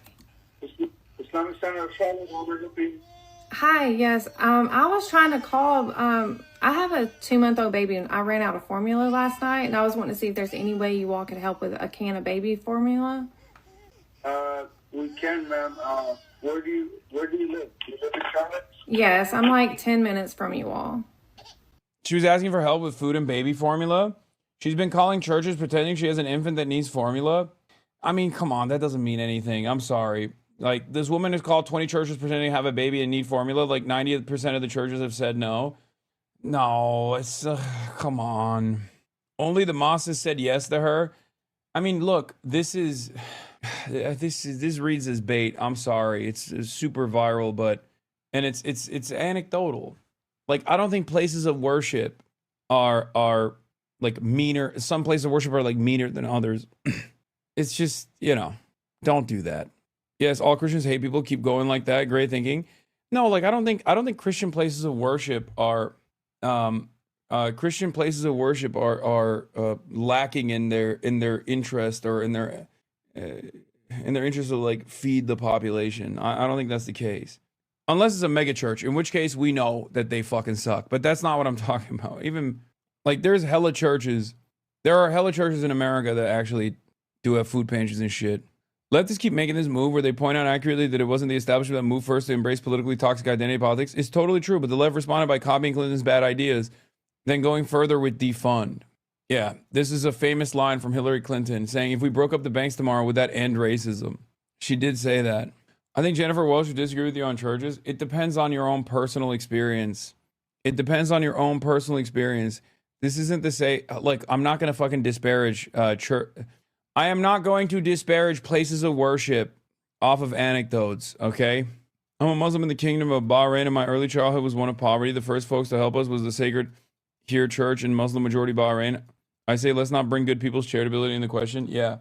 Anyway, I don't know how we got here. I was talking about fucking silly-ass Jonathan Greenblatt. Right now that they are not safe. And it's not safe because they have particular feelings about the state of Israel. It's not safe because it's been open season for anti-Semites. And so when you, again, say things like when he was an assemblyman in Albany, Brian, he sponsored a bill, one of his only bills. Yeah, we don't need to shit on other religions to prove Islamophobia is wrong. Called the Not on Our Dime Act that would have prevented New Yorkers from donating to charities in Israel. That's bullshit. You are such a piece of shit, Jonathan Greenblatt. You are such a fucking... Say it truthfully. Say what it actually is. I know what the act is, okay? I know what it is. You're a fucking liar. You are a fucking liar. God, you are such a piece of shit. The Not on Our Dime Act was about divesting from groups that specifically were selling West Bank real estate, like illegally and stolen real estate in the West Bank, okay? It was also, here it is, notonourdime.com. The ongoing Israeli assault on Gaza has spurred a proliferation of U.S.-based, in air quotes, charitable organizations fundraising to support the Israeli military and violent settlers. New York registered organizations are at the heart of this, sending tens of millions of dollars to fund war crimes waged by the Israeli military units devastating Gaza and emboldened settlers expelling Palestinians from their homes. By allowing these groups to masquerade as charities, New York State is subsidizing Israel's illegal settlement expansion and state violence against Palestinians. This is a perfectly appropriate, perfectly lawful mode of resistance that isn't even a mode of resistance, honestly. It's just saying, like, abide by the fucking pre-existing laws. It's more urgent than ever to stop this flow of money, which is why we launched the Not on Our Dime campaign. We first introduced this bill in May of 2023, which was the most violent year on record for the Palestinians in the West Bank. Remember, May of 2023, okay, before October 7. In May of 2024, 1 year later, we are expanding the bill's scope in light of the surge in New York-based charitable organizations of fundraising to support, to support the Israeli military, which both domestic and international courts, as well as legal experts, have said is plausibly committing genocide in Gaza. The call has never been clearer. New Yorkers do not stand for funding war crimes or violations of human rights. How fucking insane is that? He's like, oh, they want Jewish charities to not exist.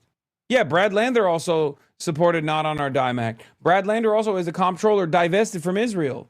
But Brad Lander is Jewish. He's a high-profile Jewish person in New York politics. So obviously, if fucking this bald dipshit were to focuses ire on Brad Lander, I'm sure it would look a little silly to his donors, and it would look a little silly to everyone else on the outside. If he didn't like their And he's policy. for the BDS movement, too. Or the BDS movement, which he says is a nonviolent movement, and yet it causes violence. Wait, So- how? He's like, the BDS movement is nonviolent, but it causes violence. Okay? Yeah.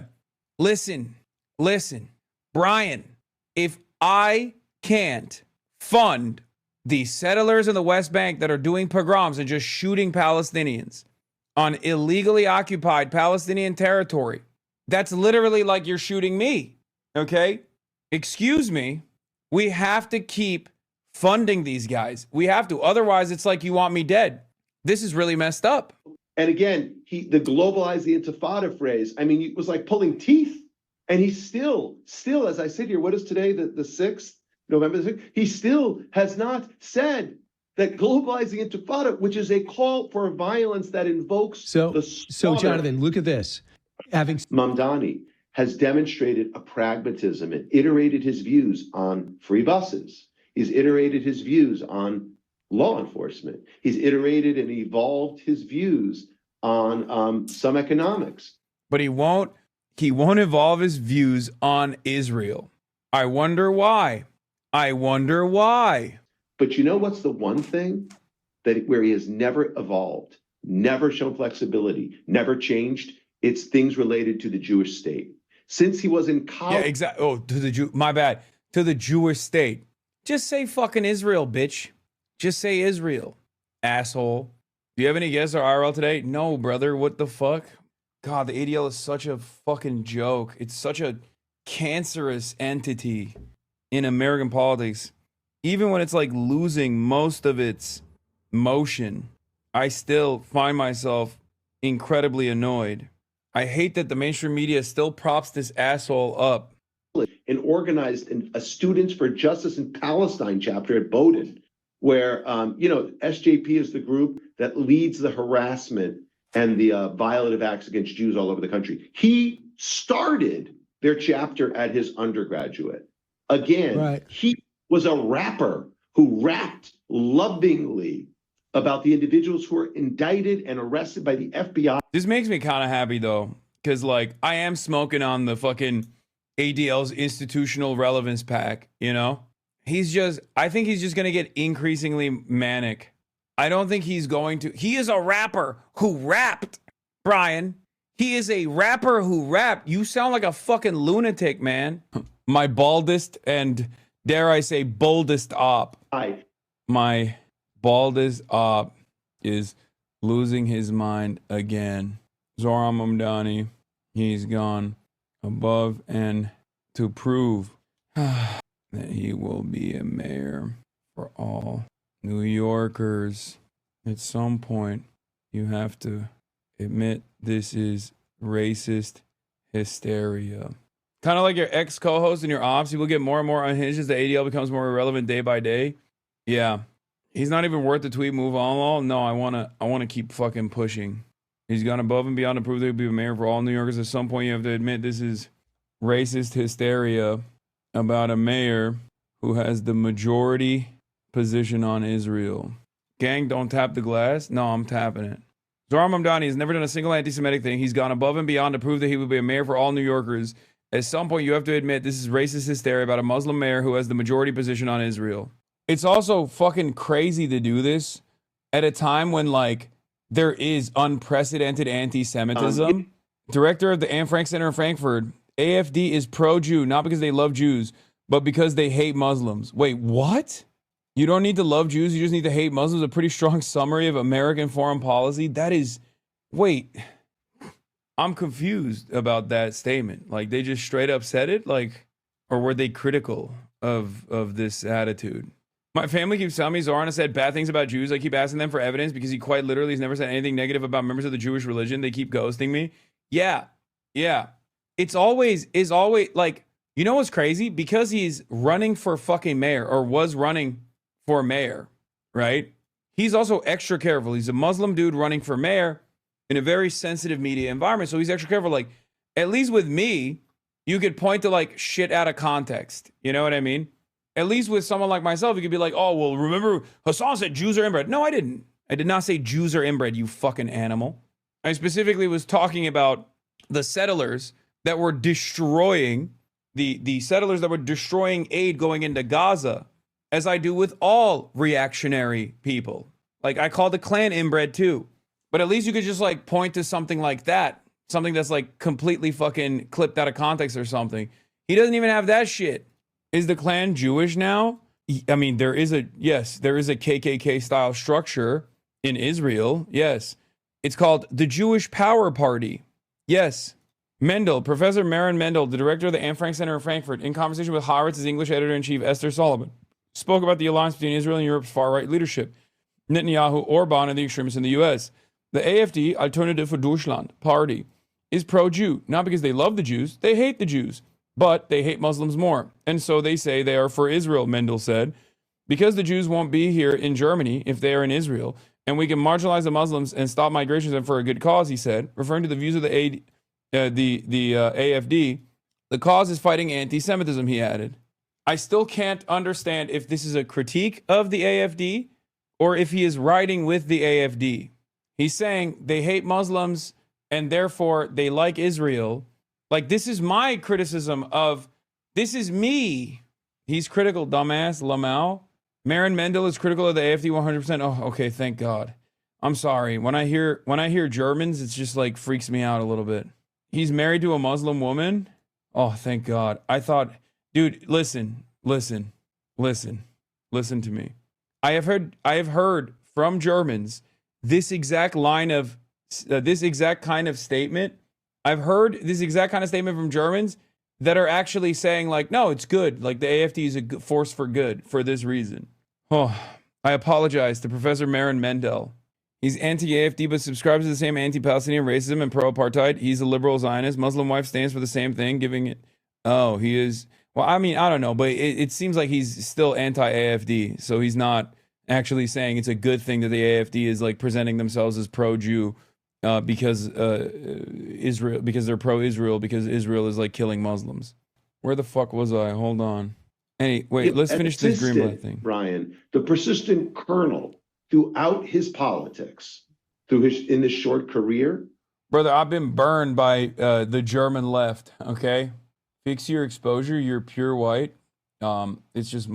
Has been animus toward the Jewish state. Now, look, by the way, what's amazing and why our antenna is up, he has no animus toward the country of Uganda, where he is from, where it is a crime punishable by death to be gay or lesbian. He has no apparent problem with that. Oh, what about Hamas? That's Hamas, too. Hamas has got zero tolerance to homosexuality. He has not said Hamas is a terrorist network. So not a word. There's also a lie as far as like Uganda, but that's also fucking ridiculous. A few moments later, he outright calls MAMDANI a danger to the Jewish community. Again, based on, I've worked in this game for a while. It is beyond me how the people give their endorsements and he doesn't reciprocate. But look, you know why he doesn't reciprocate? Because he's not a Democrat, Brian. He's a socialist. He is a member of the DSA. So I can't speak to what Governor Hochul was thinking, but it was deeply, deeply disappointing. Yeah. He would endorse this guy when she knows he is a clear and present danger to our community. So just by the way, his remarks were so divisive yesterday. You would think after winning. Oh God, I do love them fucking losing their minds though. Every one of my enemies, every single one of my biggest ops are fucking losing their minds. I mean, let's look at Tommy Tuberville. Okay, so we saw Jonathan Greenblatt lose his goddamn mind. Happened in New York. We lost New York. It will be completely Muslim in 3 or 4 years. That's what they want. They're going to have everything free there for them, and they're just going to spread throughout the country. Okay, that sounds awesome, though. Like, everything is going to be free? Like, is he making an affirmative statement about Islamic-style communism? Is that what he's saying? I think this is by far the best example of delusion was this statement. Stand with us. Look at the first sentence of the second paragraph. MAMDANI has promoted an anti-Semitic conspiracy theory, falsely blaming Israelis for case of police brutality in New York. Openly supports the anti-Israel BDS. Yeah, no, totally. That's such an anti-Semitic statement. Okay, bitch. Then don't fucking train the NYPD then. Like, what do you mean? You can't, on the one hand, lean into, like, like, sometimes I feel like Israel just like does shit that is like tropes, like a list of tropes. And Israel's like, ooh, if we lean into this, and then someone says like, oh, this is fucked up. Why are you doing this? We could just like, oh, that's anti-Semitic. Like, what do you mean? You can't call that anti-Semitic when it's like also something that you're doing. It makes no fucking sense. It also has a secondary, maybe unintentional or maybe intentional purpose or outcome, rather. It has a secondary outcome of making people think, okay, well, if this is fake, what else is fake? It makes people go, hold on. I know for a fact that this is not anti-Semitism. This is just like a thing that's happening. So if you're calling this anti-Semitism falsely, what else have you lied about? Is the question that people engage with. And then that leads them down the fucking right-wing reactionary anti-Semitic pipeline. At the end of that pipeline is Holocaust denial. That's how you arrive at all these fucking people who are like, I'm noticing. You're noticing. I'm noticing things. Like, meanwhile, half the shit that you're noticing, okay, in your noticing attitude is just like normal stuff, okay?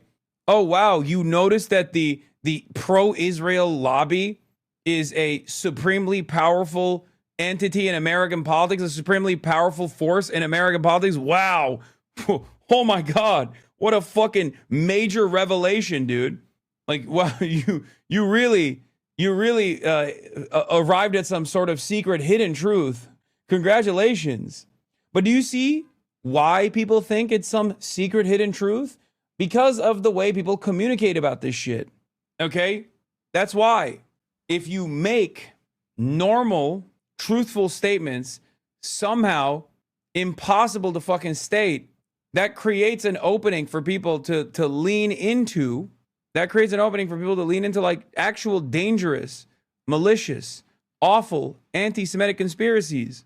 Bro, the ADL has to explain why there's an NYPD cop in my random ass city in Israel. Don't worry.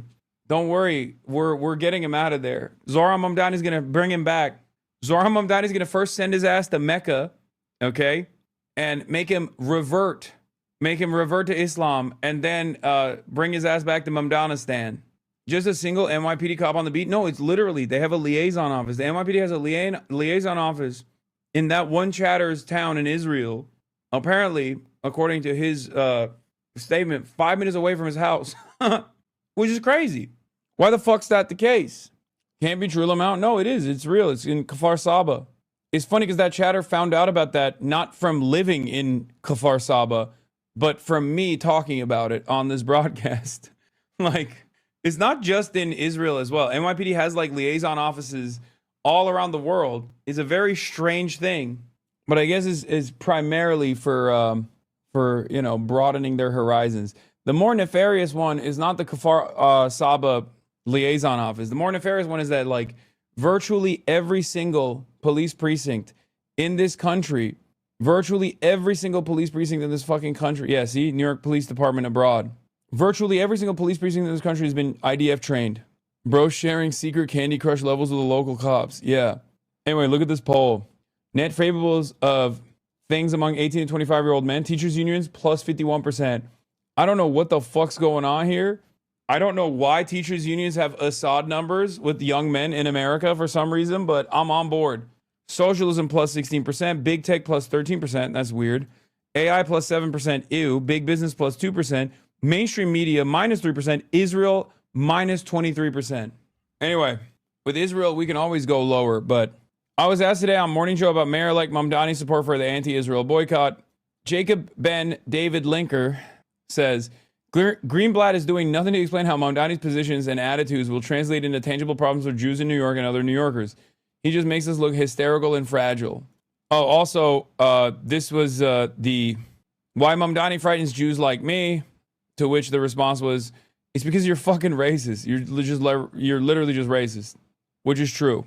Finally, a few months before October 7th attacks by Hamas, Mamdani introduced a bill in the state assembly that could have jeopardized the tax-exempt status of virtually every pro-Israel charity. Oh no. This might be the worst part of Brett Stevens' article. The Not on Our Dime bill explicitly calls for ending tax exemptions for organizations that support settlements in the occupied territories. Stevens is lying. Also, here was another Egg Boy tweet. the extent to which media people don't even try to distinguish between is very popular, specifically people who work in the media and our friends, is some kind of objective external quality of messaging brilliance is a little sad. Now, you might not understand what he's trying to say here, but what Eggboy is trying to do here is to claim that like the media overemphasized Zohran Mamdani and his support because they like him, and the evidence of this is because of all of the places that he won by really wide margins. These are neighborhoods in Brooklyn where a lot of the media figures live. Okay? Except implying that Mamdani only did well in white, college-educated, gentrified Brooklyn neighborhoods is unbelievably lazy. Because Zohran Mamdani cooked with mostly black resident neighborhoods by plus 26 and mostly Hispanic residents by plus 20. And also by annual income, those below $50,000 got a plus 8. But another part of the problem with this kind of argument and the stupidity of this argument is that Zohran Mamdani won. Like, if he had run this banger campaign and he did Assad numbers in just Brooklyn and then lost, and everyone in the media was like, oh my God, Zohran is so good, he's going to win, and then he fucking lost, then yeah, it would be kind of valid. Like, this argument would be valid if Zohran had actually lost, okay? Even then, there's obviously other factors as well, and we should analyze them, but you could just be like, well, seems like a lot of the media hyped him up, but it turns out New Yorkers were not fucking with Zohran. But he fucking won. So what the fuck is this argument? Twice. Yeah, some fascinating exit polling data. 18 to 29, Mamdani by 60. Muslim voters by 30. Public transit commuters, Mamdani by plus 29. Renters, Mamdani by plus 25. Black voters by plus 26. Latino voters by plus 22. Household income, $30,000 to $50,000 by 13. Household income, $50,000 to $100,000 by plus 20.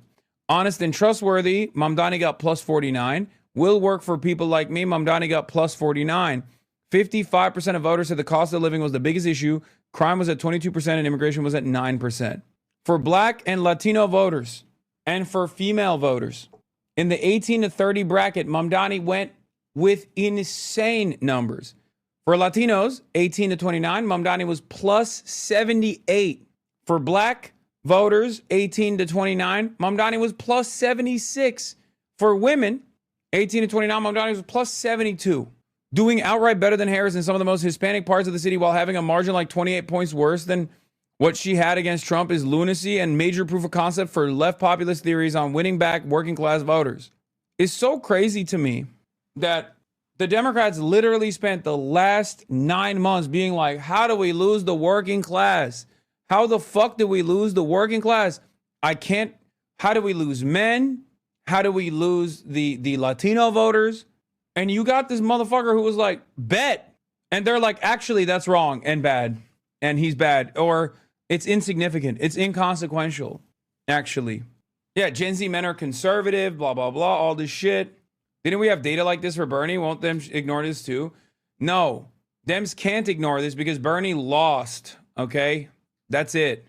You can't ignore a winner. You can continue to plug your ears and say, la, la, la, I can't hear you to someone who unfortunately loses. But you can't do that when they not only win the primary, but then they win the general in spite of the establishments of both parties actively attacking you. Yeah, his biggest demo are black men. Zohran's strongest demographic was black men. Interesting. I need y'all to say white men from now on. Don't hide behind the term men no more. Yeah. Zohran won black men by 56%, dude. I mean, I don't know how stable some of these exit polls are actually. And we'll have to figure it out later down the line, because like it blows my mind that black men outperform black women. That actually shocks me. Someone said, what about access with the VIP section? I can't believe there's still motherfuckers who get duped this easily on the internet, dude. Some of y'all can't be saved. I'm sorry. Black women include the 60 plus dem, the churchgoers who immediately hear Cuomo and vote for him. I don't know. Like I said, it's an exit poll, so we'll see. There's no way more black women voted for Cuomo. This is bad data. Well, it didn't say that more black women voted for Cuomo, but it said that more black men as opposed to more black women voted for Zohran. But I still have a hard time believing that. Yeah. Oh my God. Josh Kraushaar of Jewish Insider and Fox News Radio. Another one of my fucking ops. Final exit poll in the New York City mayoral race found MAMDANI won 66% of the Democratic vote. A Democratic nominee winning just 66% of the Democratic vote in a more competitive swing state or district loses in a landslide. Hello? Fuck, hold on. What is happening? Is housekeeping. Yeah, these guys are... Listen. This is Josh Kraushaar of the editor-in-chief of Jewish Insider, another one of my ops. He is actively trying to disparage Zohar Mamdani, and in my opinion, failing to do so. But it's like a classic case of trying to undermine this massively consequential electoral victory in a three-way race. And they're just not going to stop. But there was one more billionaire Mulder that I wanted to point to, and that is the Canadian Kevin O'Leary. So, pragmatically, I and others... Yes, we're going to watch Z-Way. We're going to watch Z-Way. ...who invest in real estate have tried to... Just want you to be reminded that everyone knows you abuse your dog. Please ban me. Do not ban this chatter. We are going to keep Dr. Anus in the chat. Stop calling him a Canadian. Canadians, this is your problem. Sorry.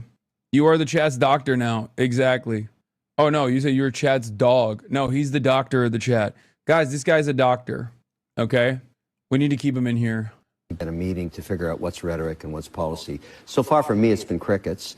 I think it's a mistake on his part. I'm a rational person. I'm only interested in one thing, and I think he has to address this. I get it what he's doing on the rhetoric, everything for free, and rents don't go up. What happens on new builds? We need to... An anonymous gifted a tier 1 sub to Dr. Anus. Dr. Anus, you are now a part of the community. Dr. Anus, welcome. Welcome to the fold. Why is Dr. Anus not responding? Check me out, please. Dr. Anus, you got your first patient. Dr. Anus, you got your first patient in the chat. Look at that. You got the nice little subscription button in here. You can rewind now. Friend of the show, Dr. Anus. Have you ever been to Israel? No, I have not. ...a new building. So let's say we need 20% more affordable housing. Love to invest in that. So we go to the debt and we go to the equity markets to do that. So my simple question to him is, look, I understand what you're trying to... Can I hate on you and get us up? No. It is pretty funny that guys, that people come in here and say that, because I think they just can't, like, they can't say anything else. So they're like, please, why won't anybody believe me? That's it. Everybody hates you, I promise. Everyone in here, start hating now. Start hating him now. Just waiting on the crash out, to be honest. Okay, well, good luck to you, okay? Good luck to you, Dr. Anus. I don't think it's going to happen. Oops, this is the wrong one. All right, let's continue. You got to get elected, but tell me how you're going to do this. I got to put $50 million into a building to build it, just to get it going. And the market's going to want probably somewhere between an 8-11% return on the construction financing. And then when I stabilize it, they'll be happy with 7-8% return. You're telling me I have to have frozen rent rates, even going into 3% inflation. How am I going to be able to raise any money for a new build? Not just me, anybody. How can anybody, including you, by the way, you, Mr. Free for Everything guy, how are you going to get that money out of the market when the return is negative? Now, what is the answer to that? Because people should ask themselves, how are we going to get a new building to live in or to have an office in or a store in the city of New York, which is in itself a country, when there's a zero return policy, a negative return policy on capital? Now, that's what's going on here. So if you're thinking of voting for this guy, you're going to continue to live in rat holes as they deteriorate. But worse, there'll be no new builds. Right. Zero. Yeah. So I think he should, maybe not me, doesn't want to talk to me, no problem. He doesn't want to talk to you because he can't answer that question. Like, Well- there's no answer to the question you just posed to him. I've got, that he you know will what I have want? for What you. I want to do is sit him down and say, look, I got millions of followers, great American entrepreneurs, families, millions of them. You don't have to go on TV and talk about this. Come on my TV. Let's just record an interview together, and I'll post it, and you explain what you're going to do here to attract capital. And I'm the first $1 million check. You know, Kevin O'Leary, when presented with the possibility of 3% lower profits as a corporate landlord, yeah, it's awesome. God, it's the gift that keeps on giving. I'm going to be honest. 25% reduction in costs. Oh, here. 25% reduction in costs for Thanksgiving between Biden and me, meaning this administration. That's a tremendous number. It's the biggest reduction in cost in the history of that chart or whatever it is they do. They do a synopsis of everything. They cover every element of Thanksgiving meals. 25% down. So I don't want to hear about the affordability because right now we're much less. If you look at energy, we're getting close to $2 a gallon gasoline. With Biden, it was $4.50. I don't want to hear about affordability. Another thing, inflation. We had the worst inflation in the history of our country. Now we have virtually no inflation at all. It's down at a very low number and a very normal number. So the affordability is much better with the Republicans. The only problem is the Republicans don't talk about it. And Republicans should start talking about it and use their heads because we have great numbers. We have greatest, and they're going to only get better. When all these jobs open up, all these factories open up that are being built all over our country, we are building auto plants. We're building AI plants. We're leading in AI over China and everybody else. When all of these plants start opening, we're going to have a Everything he said is wrong. 25. Everything he said is wrong. That's amazing. Like, costs are not down. The country is not more affordable. I guess maybe in some places gas prices are down. That is true. But it hasn't actually led to like prices going down in general. And he is trying to do vibe the vibe session shit. Meanwhile, Scott Bessent has already admitted that there are recessions in certain parts of the economy. I think if this was happening, this much chaos was happening under the Biden administration, Republicans would have had a violent rebellion and killed Joe Biden in the White House. The amount of leeway that our media and our population in general gives to the right wing is fucking crazy. Like, they would not have, don't say that. No, I'm serious. I think they would have literally, first of all, don't say that. Bitch, they did an insurrection. What do you mean? They did an insurrection directed by the guy I'm talking about, and then he became president again. What are you talking about? What do you mean? It's so crazy to say. They did it already. Hello? What the fuck? Did you guys forget? Yes, my voice crack is it's unbelievable what this chat is saying. It's not a fucking call to violence at all. Donald Trump is literally trying to make his fans forget, make his audience, make his voters forget about how much their pockets are hurting. He's not even trying to make sense of this shit. You laugh, you mock, you deride, but in your darkest hours, greedflation will be there when you need it the most. Oh, shit. Yeah, he molested the fuck out of the money. Hasan, you left your bathroom light on? It's fine. Okay, listen to me. Listen to me. I think he's got to get more socialist right now. Trump is like, we got to get socialist right now. We're fucking it up. I have asked the DOJ to immediately begin an investigation in the meatpacking companies who are driving up the price of beef through illicit collusion, price fixing, and price manipulation. We will always protect our American ranchers, and they are being blamed for what is being done by majority foreign-owned meat packers who artificially inflate prices and jeopardize the security of our nation's food supply. Action must be taken immediately to protect consumers, combat illegal monopolies. And, oh my God. Oh my God. My king. My king. My fucking goat. Welcome back, FDR. He's doing it. No kings? How about this is my king? Okay.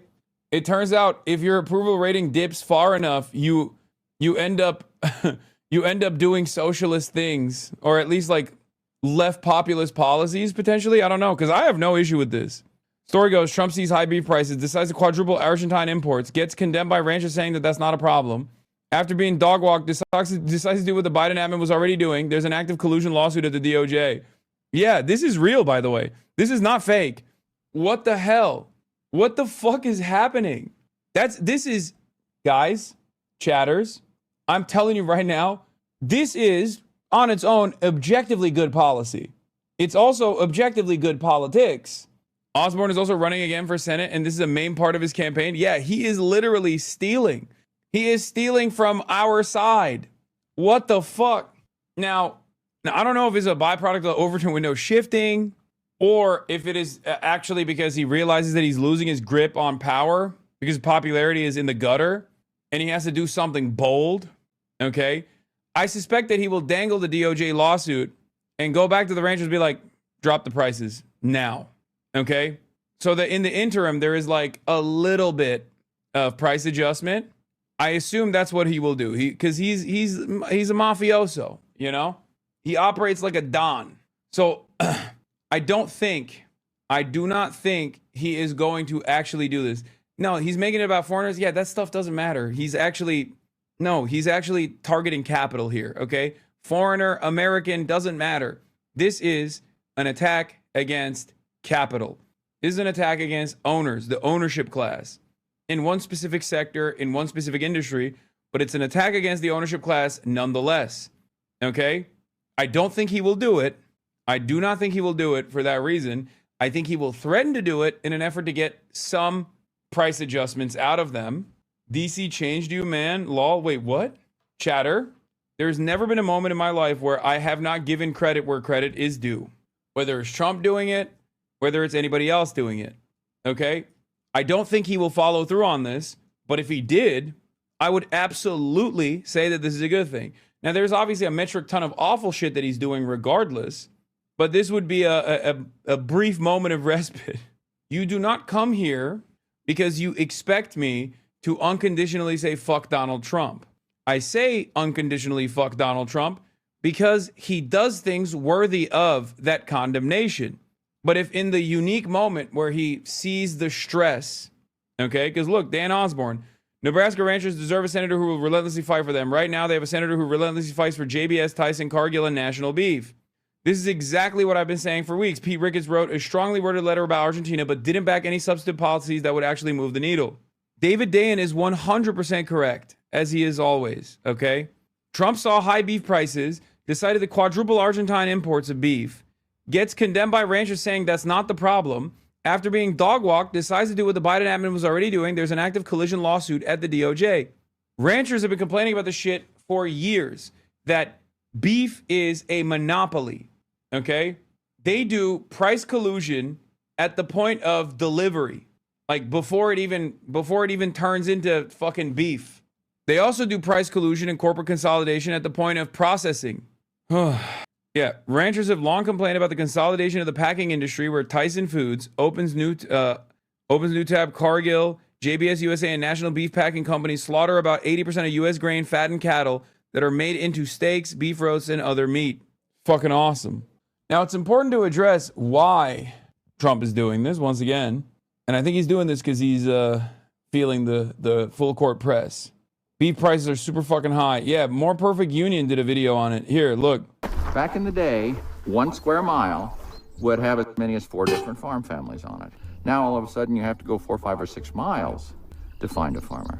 When the farmer leaves the community, or he has no longer a purpose within that community, he not only goes himself, but he also takes the future and the potential future when he moves his family. Come on, baby. This is Ron Martinson. He lives in Elliott, Iowa, and raises pigs from farrow to finish, or from birth to slaughter. For generations, this is what hog farming looked like in the state of Iowa.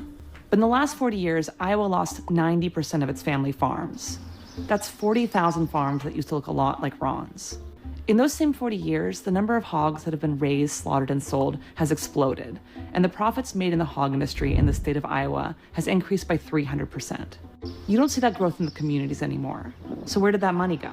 It used to be you drive rural Iowa and you see animals on the land. Now you don't see them, but you smell them. Hog farms today look a lot more like this. These large metal sheds, called Concentrated Animal Feeding Operations, or CAFOs, have taken their place.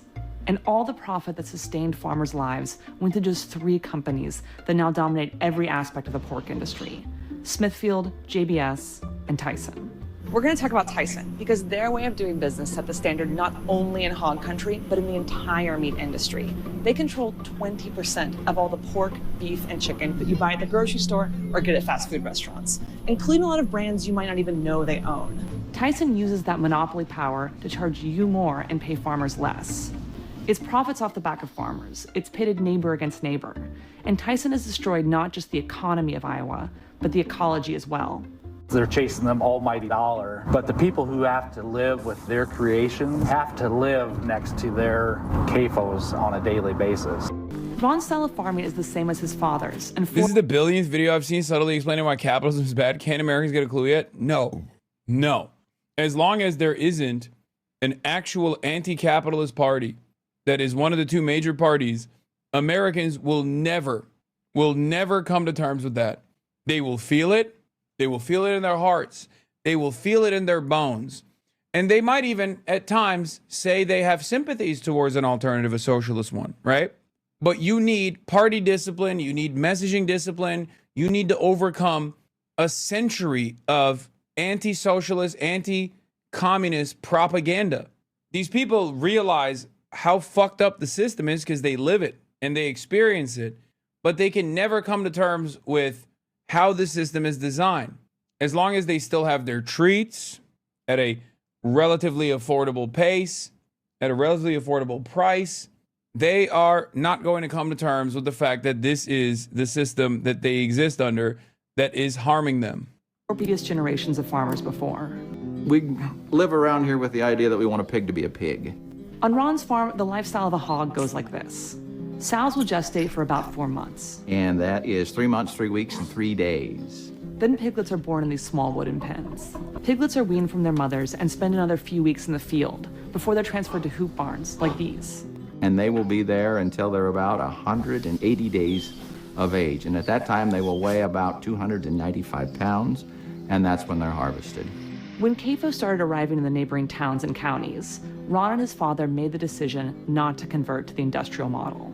First off, it was a significant capital investment, but we also felt that the consequences from that decision were too restricting or too confining, not only in terms of our own financial commitment and our own financial security, but also the overall welfare of the animals. But he watched neighboring farms shut down and farmers leave the area. Meanwhile, in Hardin County, where Nick Shute lives, the kind of operations that replaced farms like Ron's dot the landscape. Kept waiting for these facilities to fail, but instead of failing, our way of life failed. There's not a whole lot of us left, us independent hog farmers. Nick's a farmer too, but his operation has gotten smaller and smaller over the years. His bank tells him he's more like a hobby farmer. Now his neighbors are all industrial farms. Each CAFO houses between 2,500 and 25,000 hogs. 95% of hogs in America are raised in these facilities. But this method of farming is pretty new. It came to Iowa in the 1990s and it grew quickly. This method of meat production is sometimes called chickenization, and there's a reason. It was first pioneered by Tyson Foods in the thousands of chickens. Dude, every aspect of our lives, like in every part of our lives, our conditions are deteriorating, okay? And it always is a direct consequence of moneyed interest. If someone can actually make larger profit margins, they will inevitably cause the population to come to terms with it, okay? The same goes for the corrosive influence of gambling now in American modern day existence. The same goes for, Saudi Arabia normalizing or sports washing itself. There is nothing we can do to stop this kind of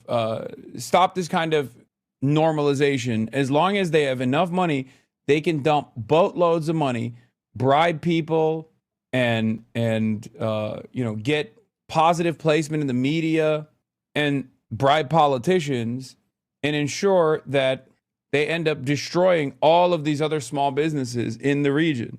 And in the aftermath of that,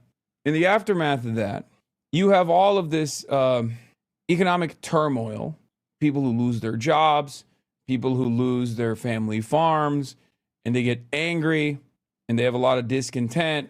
And if neither party is actually addressing the real harm that they're experiencing, the party that seizes on that anger and changes the attention, shifts the attention back to other red herrings and other marginalized, vulnerable populations that don't have the same defense systems because they don't have money, then you have an increasingly angry and increasingly reactionary electorate that keeps voting for the Republicans over and over and over again. As they controlled in the South. Don Tyson grew up working with his father, John Tyson, who had a lucrative chicken business that trucked livestock from farms to slaughterhouses in the city. When Don got older, he wanted to expand the operation. Don Tyson is a remarkable person. Tyson Foods was a relatively large company, but Don turned it literally into a global empire during the course of his life. The Tyson model was to own every part of the chicken supply chain. They ran feed mills. Wow, how revolutionary. Oh, you mean vertical integration? That's never been done before. That's crazy. It's just, this is how you design a monopoly. That's it. That's literally how this works, okay? Brand new idea. There was a time when, you know, the American government had a lot of flaws and a lot of failures, but like, at least they would tackle this shit, okay? There are very famous examples of this. Low-key what Lena Khan was trying to do at the FTC, ironically enough. But this is classic. This is like Econ 101 shit, okay? This is literally what you learn in some of your first classes, or at least you're supposed to. This is like what the government is supposed to do is trust bust in this circumstance. They're supposed to ensure that a company, one singular company, doesn't own everything from point A to point Z, okay? Because when they do own the entire thing, they end up dominating the market. Hatcheries, trucking companies, and when that wasn't enough, they opened their own slaughterhouses. The only thing they didn't own was the farm where chickens were raised and fattened. That they left to the farmer. Instead, they'd sell them the buildings and equipment, and then sign a contract to sell the chickens back to Tyson. The farmer is the one who takes out a mortgage for the land, who buys and builds the barns, and who cares for the animals during their short life. This is actually the part of the process where the most can go wrong. Animals packed so tightly together can get sick. Buildings corrode, extreme weather can damage your land or animals. With so many variables, it's the farmer that takes on the most risk. For nearly a century, this vertically integrated system defined the chicken industry. But in the 1990s, hogs were chickenized. You know, the key to chicken production is concentrating all those animals into one spot. And hogs had never been raised that way before. And so Tyson had to build these hog barns that looked like chicken barns. And by the way, half of the footage that they're showing here is now illegal to film. Because in the United States of America, despite the fact that we have a First Amendment, that First Amendment is not so free when it comes to ag-gag laws that pertain to incredibly harmful agricultural practices being fucking filmed. For those of you who don't know, it is literally, if you go to a chicken farm of this sort, or if you go to a hog farm of this sort and you try to fucking film it, it's literally illegal. Figure out how to pack these very large 300-pound mammals into one space and raise them in the same way they raise chickens. And one thing I really need to emphasize, they did this because there was billions of dollars on the table. Before, hogs were known as mortgage lifters. Farmers would raise other crops and animals, but hogs were always a moneymaker because pork sold for more at the grocery store. In 1992, 97% of farmers were independent. Now 70% of all hogs are sold under contract to buyers like Tyson. By that time, Don Tyson was a billionaire, and he spent most of his time deep-sea fishing or palling around with politicians. The core DNA of Tyson's business model is that it can go out to massive industrial-scale customers, Walmart, like the grocery chains, and it can promise them consistent high-volume products. The Colonel's rotisserie gold. But to do... Yeah. Ag-gag laws, agricultural gag, are the anti-whistleblower laws that apply to animal agricultural industry, popularized by Mark Bittman in April 2011 in the New York Times column, but used long before then by advocates. The term ag-gag typically refers to state laws in the United States of America that forbid undercover filming or photography of activity on farms with the consent of their owner, particularly targeting whistleblowers of suspected animal rights abuses at these facilities. Although these laws have originated in the United States, they've also begun to appear elsewhere, such as in Australia and Canada. Another wonderful way that we export our brain rot and export our corruption to other countries. Supporters of ag-gag laws have argued that they serve to protect the agriculture industry from the negative repercussions of exposés by whistleblowers. The proliferation of ag-gag laws have been criticized by various groups, arguing that the laws are intended primarily to censor animal rights abuses by the agriculture industry from the public, to create a chilling effect in reporting of these violations and violate the right of freedom of speech. A number of U.S. ag-gag laws have been overturned as violations of the First Amendment of the U.S. Constitution. Pigs and Israel. Tyson needs to control every element of what's happening on the farm. Farmers invest a lot in these buildings. To start a CAFO, farmers will take out hundreds of thousands of dollars in debt for land and for structures built to Tyson's specification. And if they don't comply, they're shit out of luck. No pun intended. With all that debt, and with structures meant for hogs, it makes it difficult for them to leave the business or to convert to a different type of operation. It really was a true corporate takeover. Tyson created a closed, contract-controlled system, and it destroyed the open and competitive system. Ron is able to survive because he contracts with a specialty market called Nyman Ranch, a subsidiary of Purdue that he sells hogs to at a premium, as much as 44% above what conventional producers can get. Any hog that Ron doesn't sell to Nyman, he takes to the local auction in Red Oak. The auction used to be a bustling hub for the community farmers. Now, less than 2% of hogs are sold on the open market. There isn't another thing like this for a great distance around me. Even within the last 15, 20 years, they have gone from hog buying stations in every county to few and far between, and a lot of folks have been forced to just head into a weekly sale barn. You know, there are just not as many auctions around because it's a kind of a dying breed anymore. The big boys, like your confinement and your hog deals, you know, they're all more direct. They're just a lot less competition than what we used to be. As more farmers... Anyway, so that's a good way to understand the problem. What is this? Let me read you a quote that AOC said last night when asked about you not endorsing MAMDANI. She said, "The Democratic Party cannot last much longer by denying the future, by trying to undercut our young, by trying to undercut a next generation of diverse and upcoming Democrats that the actual electorate and voters support." Listen, what do you say to that? I'm moving forward. This morning I talked with Mayor-elect MAMDANI. We had a very, very good conversation. We said that we cared about New York City and that we look forward to working together to help the city and improve the city. I congratulated him on running a very, very good campaign. And the issue that he is stressed is being stressed by Democrats across the country, from one end of America to the other, the high costs that the Trump administration is imposing on us and their failure to do anything about it. Hasan confronted. What the fuck? Hasan confronts media weirdo following him around Zoran's party. Damn, this popped off.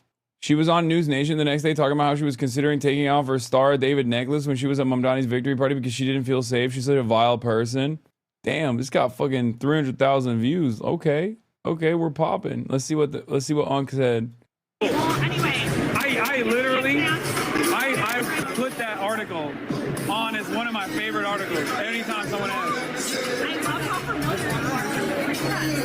I'm a media demon. Of course I'm familiar with the free press. I do media... No, I'm not a free... I do media criticism as a part of my job. Okay. I'll tell you what I find Go ahead. You start. No, can she not tell that he hates her, like, or that he's joking? She doesn't care. It's just...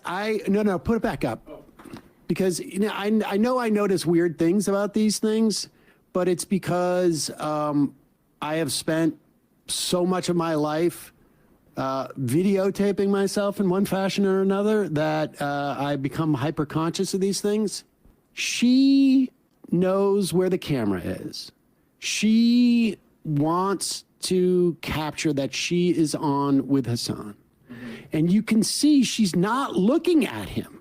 She's cheating halfway to camera to open up like she's looking at his shoulder. She was apparently shadowing him the whole night, by the way. But like, this is writing an article. This is what she desperately wanted, was this video thing, and to make sure that her face is out there. So she's doing everything she can to like cheat to the camera. You can sort of see it. It's bizarre. It's so weird. And I never... This is also the woman who, like, when she was doing the John Oliver thing, was like... I know her eyeline. Yeah, it was very weird. Her eyeline was insane. I mean, what is always striking, and I know you've said this before, like, when you're in a room with people that you've disagreed with or, like, really criticize, how 95% of the time people like treat it like a game and they're shocked that you don't like want to talk to them or I mean that was the whole Tim Pool thing. Yeah. Why would I want to hang out with you and you do have sushi? Sushi and boys. And that's what I just like. I mean, the cravenness of somebody obviously to write an article of genocide denial. I mean, not much needs to be said, but it emblematic in like even just smiling or like even trying to interact with him at all. You tried to smear him. You called him a terrorist supporter. Yeah. Get out of his face. Like, have some fucking, at least, I don't know. According to Adam dignity. Friedland, when she ran into him, she said, "I thought you'd be taller." Oh, devastating. So she was just trying to neg all these. What a stand-up lady. Damn, Emma's say replacement level talent. Like this is their best they got. Barry Weiss and this person. Emma's got smoke. They're like failing upwards in our media, like ran by Larry Ellison. It's pretty embarrassing. Didn't the guy from that London paper that got fooled by the wrong Bill de Blasio, wasn't he a Free Press alum as well? You know what? I think you're right. Let me double check. Yes. I think that's true. Great editorial standards over there. An exclusive. Oh yeah, we got chaos on the wait, what is this? How it started, how it's going. All your liberal tears make me happy. Wake up and take the L and get ready for many more. He won, period. Get over it. I absolutely love how he takes up so much space in your heads rent free. We did it. Trump 2024, real Donald Trump. Welcome to my president. Crying tears of joy. God bless President Donald Trump. How it's going. At POTUS, at Secretary of War. My husband's in the Texas National Guard and is not being paid while he's working. This is a disgrace to our country. I recently got laid off from my private sector job and now we have no income. We are desperate. I've never been in this position before. Please help us. You want to know what's crazy? Yeah, fell for it again award, except she'll still probably vote for the Republicans. Obviously, elections are won not by people who are just, never going to change their worldview and they're going to consistently vote against their best interests. But that doesn't mean you shouldn't, try and win over people to the best of your ability, right? Because all you need is the majority or the plurality. Right? You need the plurality. So even if you can't win that person, there are definitely others who are more malleable. There are definitely others who are more charitable to your position, and you should. Okay? You should do your very best. Anyway, Hakeem Jeffries tried to fold on the shutdown, but it didn't work really because the Republicans said no. All right, let's get to the... All right, I want to do two things. I want to do the white nationalist clash that's taking place in the Republican Party right now, which is awesome. And it's a real, like, what did you think was going to fucking happen moment. And then we'll do the Eric Adams gets interviewed by Z-Way, which is on the docket. Do not worry. I've been waiting to watch this real bad. My mayor, America's mayor, the real America's mayor. Investigation revealing the fierce backlash within the GOP against Tucker Carlson for his interview with controversial white nationalist and Holocaust denier Nick Fuentes. So now this controversy is rocking one of America's most influential conservative groups, the Heritage Foundation, which helped create Project 2025. Kevin Roberts is the president of Heritage, and he is in damage control. I mean, initially he defended Carlson's interview. It was an interview that drew bipartisan outrage over comments like this. And I think that neoconservatism, where does it arise from? It arises from Jewish leftists who were mugged by reality when they saw the surprise attack in the Yom Kippur War. Yeah, well, that's a lot of it for sure. But then, like, how do you explain Mike Huckabee, Ted Cruz, and there are a lot like that, John Bolton. I mean, I've known them all, George W. Bush, like Karl Rove. I mean, all people I know personally who I've seen like be seized by this brain virus, and they're not Jewish. What you're saying about putting aside the tribal interest for the corporate interest, that's absolutely the case. The main challenge to that, a big challenge to that, is organized Jewry in America.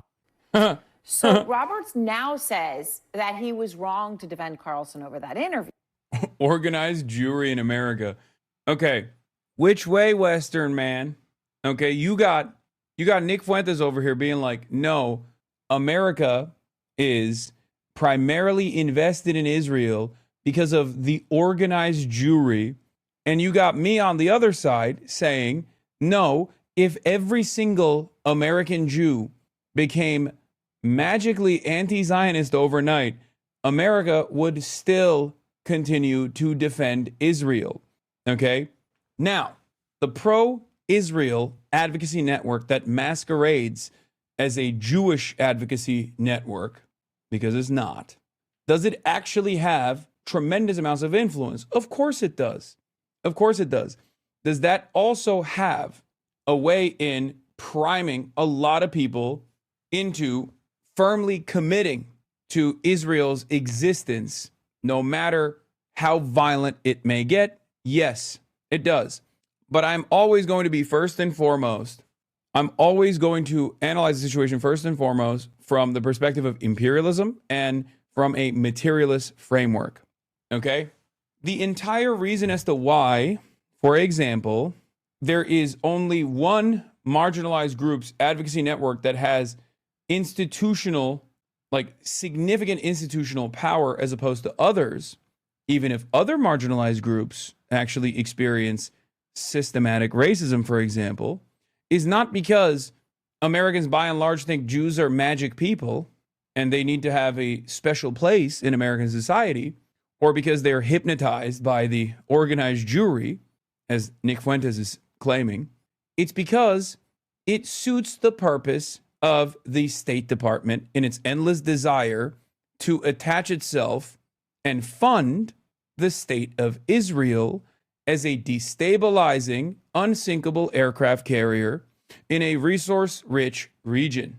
That is the major reason as to why the advocacy networks even exist, or it is a major reason as to why those advocacy networks have any sort of institutional prowess, any sort of institutional influence to begin with.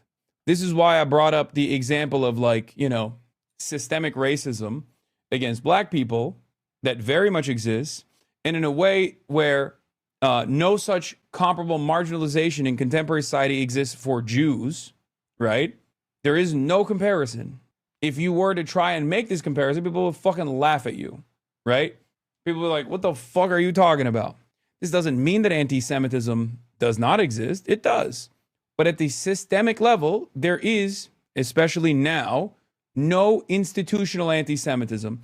There used to be, I mean, Jews were pushed away from going and getting higher education. Like, there were definitely instances in American history in our not so distant past where Jews did experience systemic discrimination. It doesn't exist right now. It doesn't, like, that doesn't mean that there isn't marginalization in the form of, like, individual acts of racism, anti-Semitism specifically. It does. That is real, 100%. But Jews are white. By and large, Jews are seen as white people in this country, okay? Just as there are no systemic forms of discrimination against Irish people or even Catholic people nowadays, okay? When those sorts of systematic forms of discrimination certainly existed for Catholic people, existed for Irish people, existed for Italian people, Jews are functionally white in this country, okay? That's it. And yet, even when it comes down to the Republican Party, they have this incredibly strange attitude where they go, you can make fun of everybody, you can undermine every person, except for white people. Don't do that too much. But you can, like, DEI, we're anti-DEI except for Jews. That's basically the way that the Republicans have presented it to the broader public. State-mandated, forcible wokeness against anti-Semitism, and basically state-mandated forcible racism for everybody else. The reason for that is because anti-Semitism is wielded as a weapon cynically by people who want to defend Israel. Okay? That's it. That's it. That's the only reason why there is a special status for this. If Israel wasn't seen by those in positions of power in this country, Jews and non-Jews alike, as a profoundly important foothold in the Middle East, nobody would give a shit about anti-Semitism, just like they don't give a shit about, you know, anti-black racism, anti-brown racism, Islamophobia, blah, blah, blah. Okay? That's it. Nazi. Now, having said that, Nick Fuentes is an anti-Semite. He's a Holocaust denier. He's an anti-Semite. That's just the truth, you know? And what is now taking place within the Republican Party's ranks is that because they have basically trained an entire generation of Republicans to despise every group that doesn't fit the in-group identity, the inevitability, of these guys also becoming anti-Semitic was right there for anyone to see. Of course they were going to be anti-Semitic too. Why the fuck wouldn't they? You kept saying everyone is fucking woke, and you kept leaning in to destroying wokeness. You said everyone was experiencing suicidal empathy. Why wouldn't those guys inevitably turn around and say, you know who's actually responsible for this? organized Jewry, because that's what they've always said. This is like, I talk about this all the time with respect to liberalism in general. Liberalism has this good, bad dynamic. There are good people and then there's evil people, right? There's this weird moralization of people's actions under liberalism that doesn't exist under a materialist analysis of the world that Marxists abide by, okay? And ultimately, that means there's always going to be a need for an outgroup.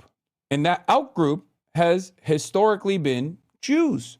This is the reason for pogroms. This was always the reason the blood libel was always an inevitability that Jews would be outcast, seen as permanent outsiders, okay? And the most extremist version of that was obviously, aside from Tsarist Russia, was Nazi Germany. Bro's just saying shit at this point. Oh man, if only you could have the capacity to understand what I'm describing to you, because I'm kicking game right now. Okay? If only. Historically, every conspiracy needs to have a primary villain, a group of people that are outsiders, that are responsible, that are the shadowy puppet masters. And historically, that group of people has always been Jews. So it is additionally insane that conservative Jews that work within the confines of the Republican Party, whether it be neocons or whether it be, Mark Levin, David Horowitz, who obviously died recently, Ben Shapiro and the like, thought that this wasn't an inevitability, okay? You said liberal and he thought you meant Democrats? No. I mean liberalism as a political theory. Jewish people have always been historically the popular scapegoat. When material conditions collapse, people turn around and blame the Jews. This has been the case. Shut the fuck up. Hasan, you fucking loser. Kill yourself. Cry more, Hamas Piker. October 7. October 7 lever. Just admit you spread misinformation, lol. Luffy Lamau. Hey, King. Hey, King. How does it feel that the entire world, the overwhelming majority of even the Western world, realized that I wasn't spreading misinformation at all and now agree with me? How does that feel, brother? That's gotta hurt. Give it a couple more years. You'll realize that I'm one of your last remaining allies. If trends continue the way that they do, you'll be coming in here once again to be like, I am so fucking sorry. Well, I don't think you'll be around to see it, because now that we realize that you said fucking kill yourself, you'll probably get a site-wide ban, but you had a great combo with the same about this exact same thing at 42 minutes. Wants you to say, but that basically the Republican. Oh yeah, rise of Jewish hatred in the media landscape. Anyway, the point is, shut the fuck up, Hasan, loser. Fuck you, kill yourself. Cry more, Hamas Piker. So there's always a need to wrap this worldview that operates on good-bad dynamics with primary villains, okay? Like the people responsible for it.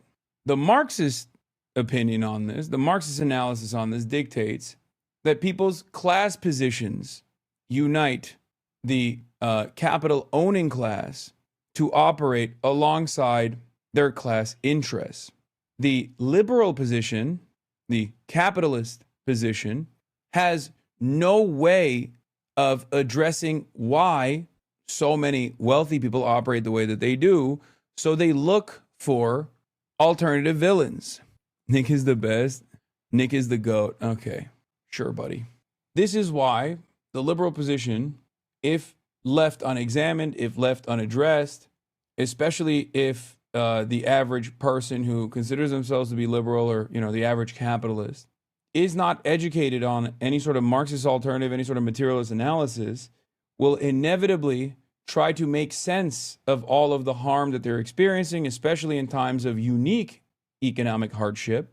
And opportunists, fascist opportunists, reactionary fascist opportunists like Nick Fuentes, will take advantage of that anxiety and turn around and position the historical outgroup that has consistently been vilified, at least under the Christian tradition, the Jews, as the primary group of people that is responsible for everything. Okay? That's it. You better be careful. Because if I'm a Nazi, then there's millions of young people that are following a fucking Nazi. So you better be careful about those words. You're saying I'm a Nazi, I'm a monster. There's a million monsters then. There's a million Nazis out there then. Because they love my show and they agree with me way more than they agree with you, and they're pissed off.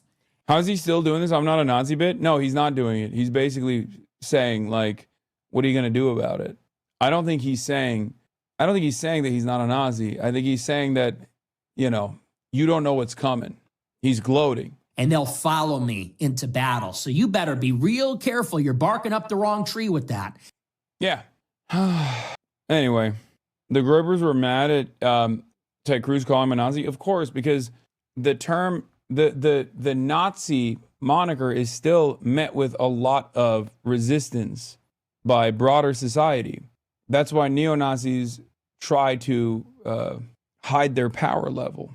That's why Nazis try to only do subtle winks and nods, and sometimes not so subtle winks and nods towards what they actually are and what they represent. He's not hiding it well. Just a couple days ago, where is the lie? Fuentes, Jews are running society. Women need to shut the fuck up. Blacks need to be in prison for the most part, and we would live in paradise. But I'm sure I'm taking this out of context, right? Where is the lie?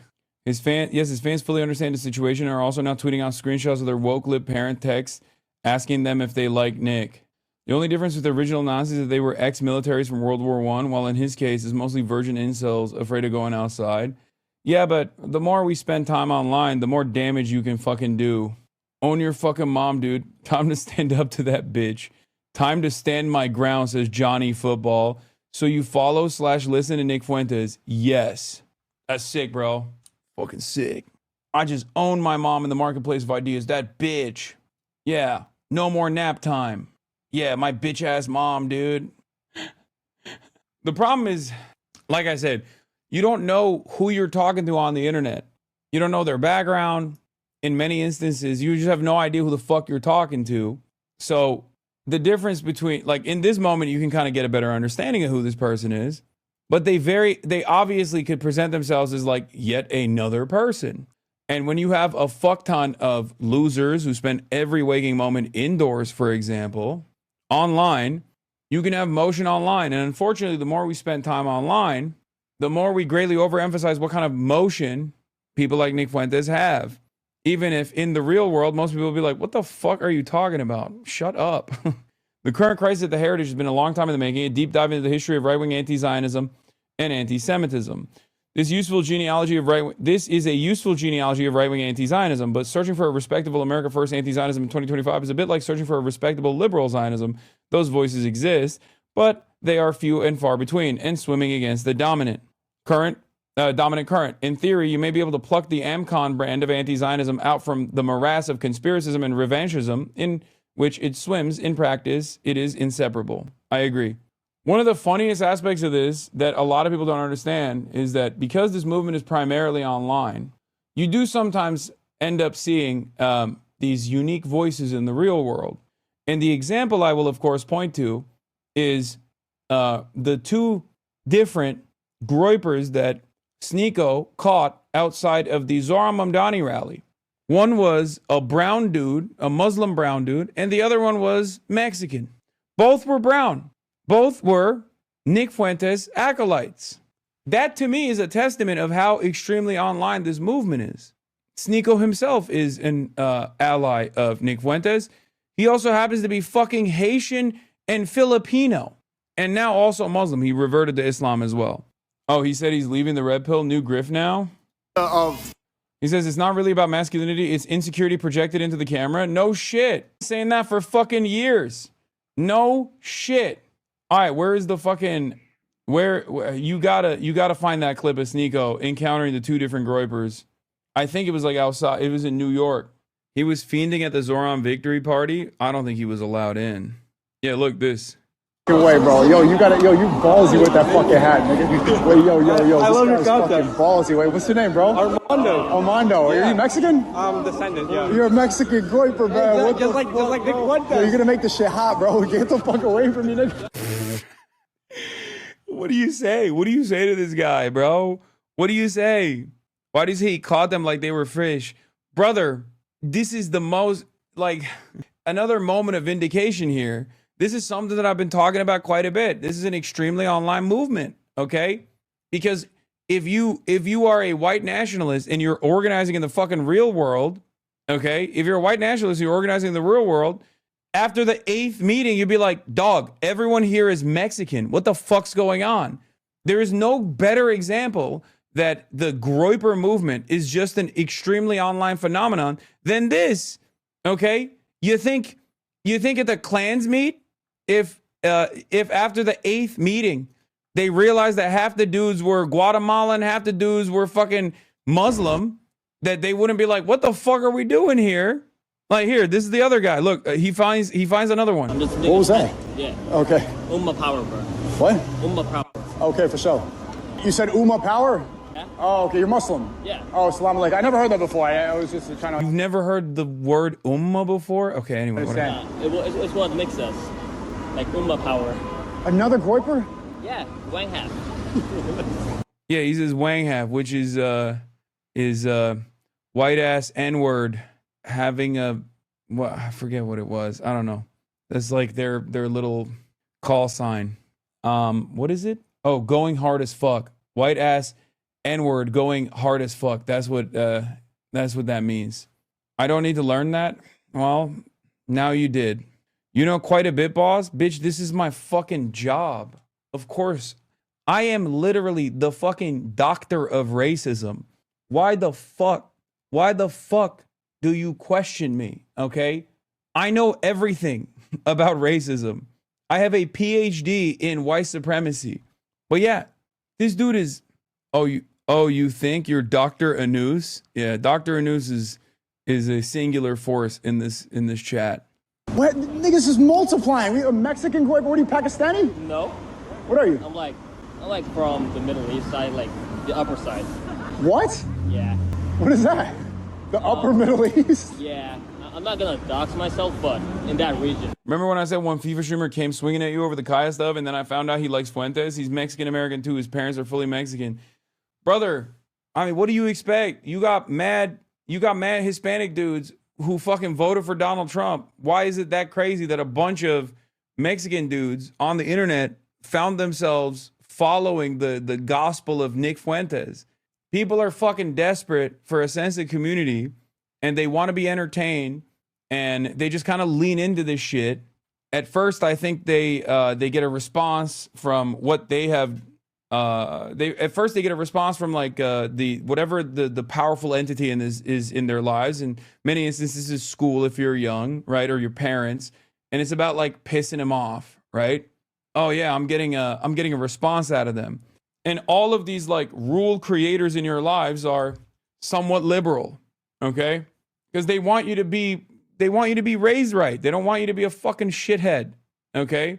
And the more you prime your brain into this kind of reactionary politics, because you're getting a lot of negative responses out of people, the more you feel like a rule breaker, okay? The more you find yourself in this fucking community. You're like, ooh, I'm breaking rules. Wait, Dr. Anus's father is in the chat? Hi, Hasan. I was told my son came in here earlier starting trouble. I just wanted to apologize for his behavior. He's normally a good kid. I think he had a tough day at the hospital. Please do not ban him, as he really loves your streams. Yes. Dr. Anus, your dad's in here. Paging Dr. Anus. Where you at? Here we go again. Hasan talking down on Hispanics when the majority of them don't think this way. Brother, I'm just using Hispanic people as an example right now, okay? Because, well, for two reasons. Number one, because it's like very obviously incredibly contradictory, okay? Because it's a movement that wants to eradicate them from the U.S. nation state boundaries. And two, because we just saw a Mexican Groyper. Oh, also, the main guy is Mexican. Like, Nick Fuentes is literally Mexican.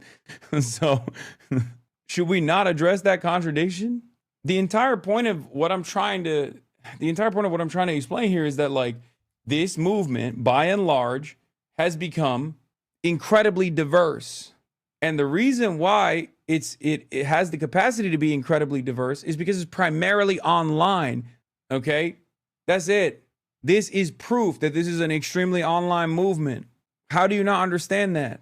Because it's so inherently contradictory. Wang Hass from the upper Middle East, Nick, what did you do? What did that Tucker interview do, man? It's Wang Hap, bro. I was way before Wang Hap than Tucker. For sure, man. That's what's up. That's what's up, dude. I feel like, bro, it's peace, man. Assalamu alaikum. Is this real life? Like, what the fuck is happening? I do think, I'm going to be honest with you, I do think this shit's a wave. I think it's just like the fucking previous wave of Gamergate. Every wave creates like some of the more resilient, long-standing soldiers of this movement, right? Just like you see those fucking loser-ass, like 45-year-old video game commentary dipshits who still are just like, meh, constantly crying about titties and video games and whatnot. But the overwhelming majority of the fucking fan base inevitably grows out of this kind of shit.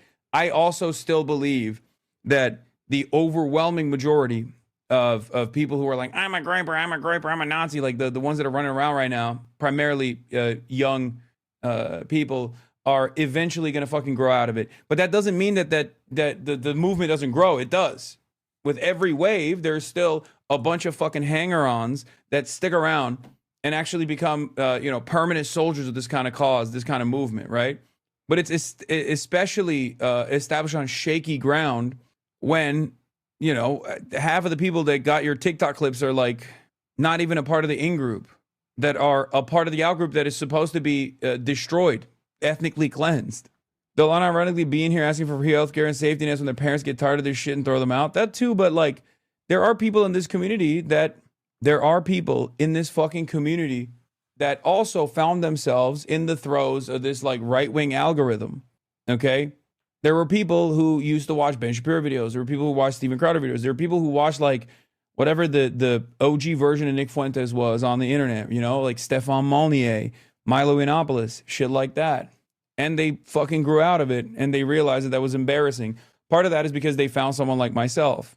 In many circumstances, because they're like, yeah, I grew out of that shit. It was really stupid because I started watching you and I was like, this is dumb as fuck. Yeah, Jordan Peterson, Joe Rogan, even though Joe Rogan is still very much around and still very much a part of that same pipeline. It is what it is. And I do think that a lot of people will, grow out of that. Yeah, Richard Spencer.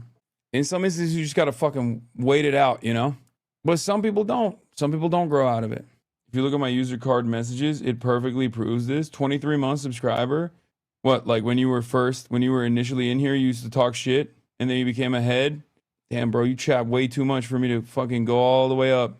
Talking about gamers rise up. Cops need more money for better training. Bitch, you haven't said nothing in here.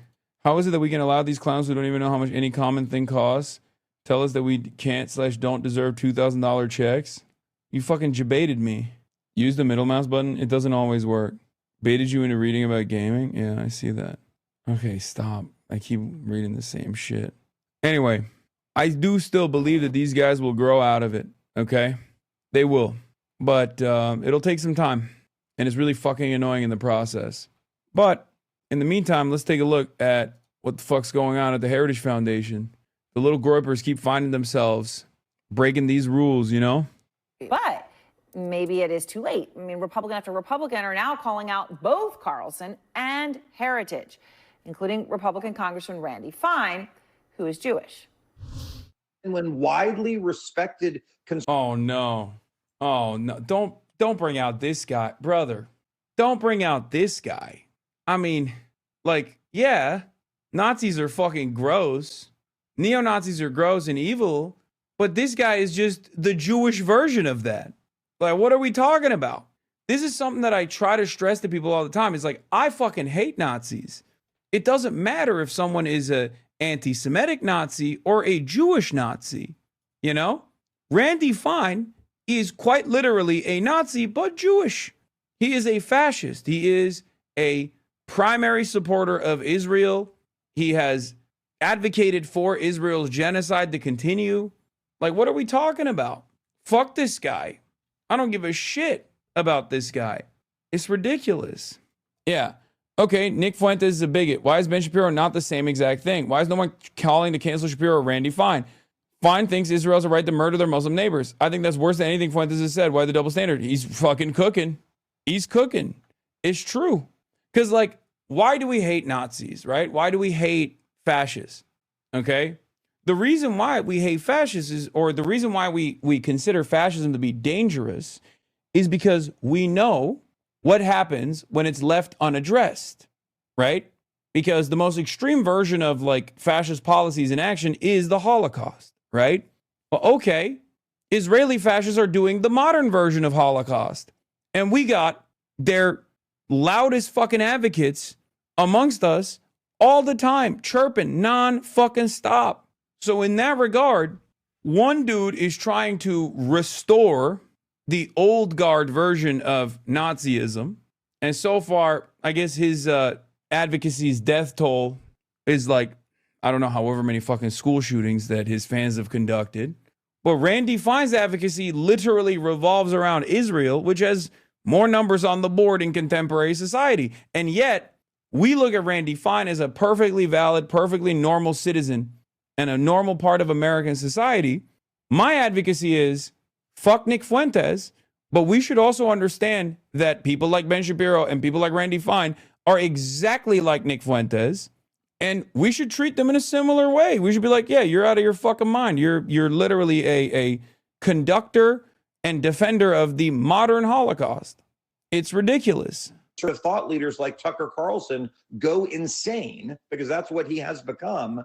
People start to believe it. We ended our relationship with Heritage. We're working with many Jewish groups that have ended their relationship with Heritage. And really I have to do is talk to my colleagues, because the biggest issue we have with Tucker Carlson is people remember the Tucker Carlson of 5 years ago. That's what makes him so dangerous. K-Files' Andrew Kaczynski is now out front. And Andrew, I mean, this is all fascinating. And I sort of saw it percolating on X a little while ago, and it just got bigger. And you know, when you can start to tell something is metastasizing in the social media world, and it appeared to be. So you've been talking to a lot of people within the Heritage Foundation. What are they saying? That's right, Aaron. So the staff that we talked to told us the Heritage Foundation is in open revolt over the president's defense of Carlson. One senior staffer told us it was a, quote, absolute shit show inside the organization, saying that Roberts had, quote, lost control over the organization. He said there's an open rebellion, and this really all came to a head yesterday, where they had this all-hands meeting. This, like you said, this was kind of going around social media, where Roberts publicly apologized. According to a recording we obtained, Roberts told employees, quote, I made a mistake. I let you down. I let this institution down. I'm sorry, period, full stop. But he also made clear he has no plans to resign. Now, we also obtained messages between senior Heritage staff earlier in the week where they were discussing the situation. I want people to look at some of these messages that we looked at.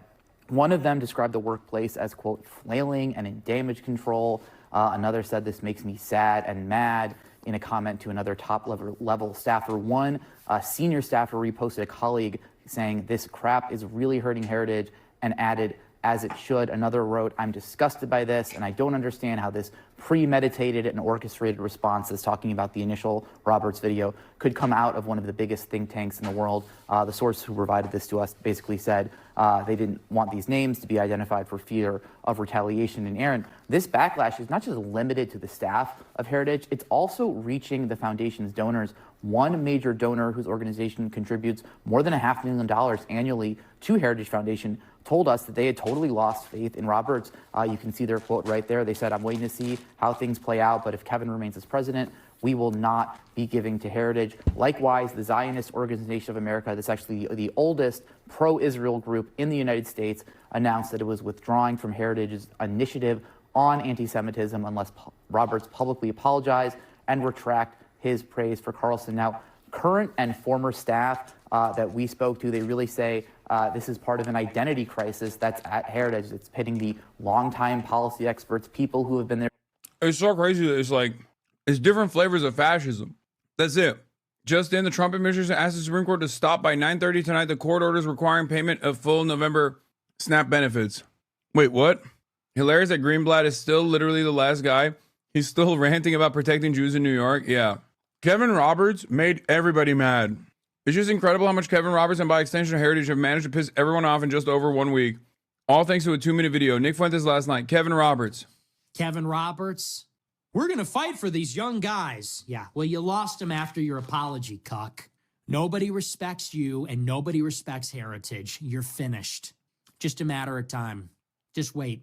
I cannot believe how much prestige this motherfucker got for being anti-Israel for years due to his anti-Semitic position. Like, it's not like he's anti-Israel because he loves the Palestinians that are being slaughtered. You know, he doesn't give a fuck about them at all. He hates Muslims. And depending on his career ambitions, he might even hate Muslims more than he hates Jews, right? Like, years for this newer crop of Roberts, of operatives that actually came in under Roberts in 2021. I mean, it's amazing. Heritage used to be, okay, you would go there for economic papers and you go, for traditional, more conservative, small government. Right now, it's become this very, very different thing, Project 2025 and on, right? Yeah, by the way, the funniest thing about Heritage being like, we got to be more Nazi, actually, is that they literally wrote Project Esther, which I warned about, which the Trump administration was following when they tried to deport Mahmoud Khalil and Mohsen Mahdawi and many others. They wrote Project Esther. That's their thing. And I told you back then, this shit has nothing to do with anti-Semitism, obviously. Former Heritage Foundation official straight up admits that Project Esther was designed to contradict and rebut and silence people who say Israel's committing a genocide. Were the key factors that led your organization to decide to cut ties and withdraw? Well, if one looks at the video from Kevin Roberts, the head of the Heritage Foundation from last week, he said he would back Tucker Carlson and Heritage would in all situations, would never disavow him.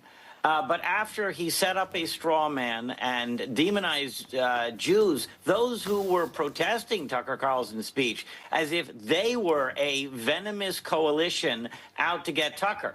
Tucker is obviously the one being venomous in this situation. If you look at the people he's now bringing on his show and the things he is saying himself, when he talks about Israel committing genocide in Gaza, So is the Heritage Foundation anti-Semitic now? Yeah, there's always been anti-Semites on the right. It's just that there's a level of anti-Semitism that's permissible as long as you're pro-Israel. And the problem here is that the anti-Semites, the most visible anti-Semites now on the right, are also anti-Israel. That's the fucking issue. That is the Candace Owens dynamic.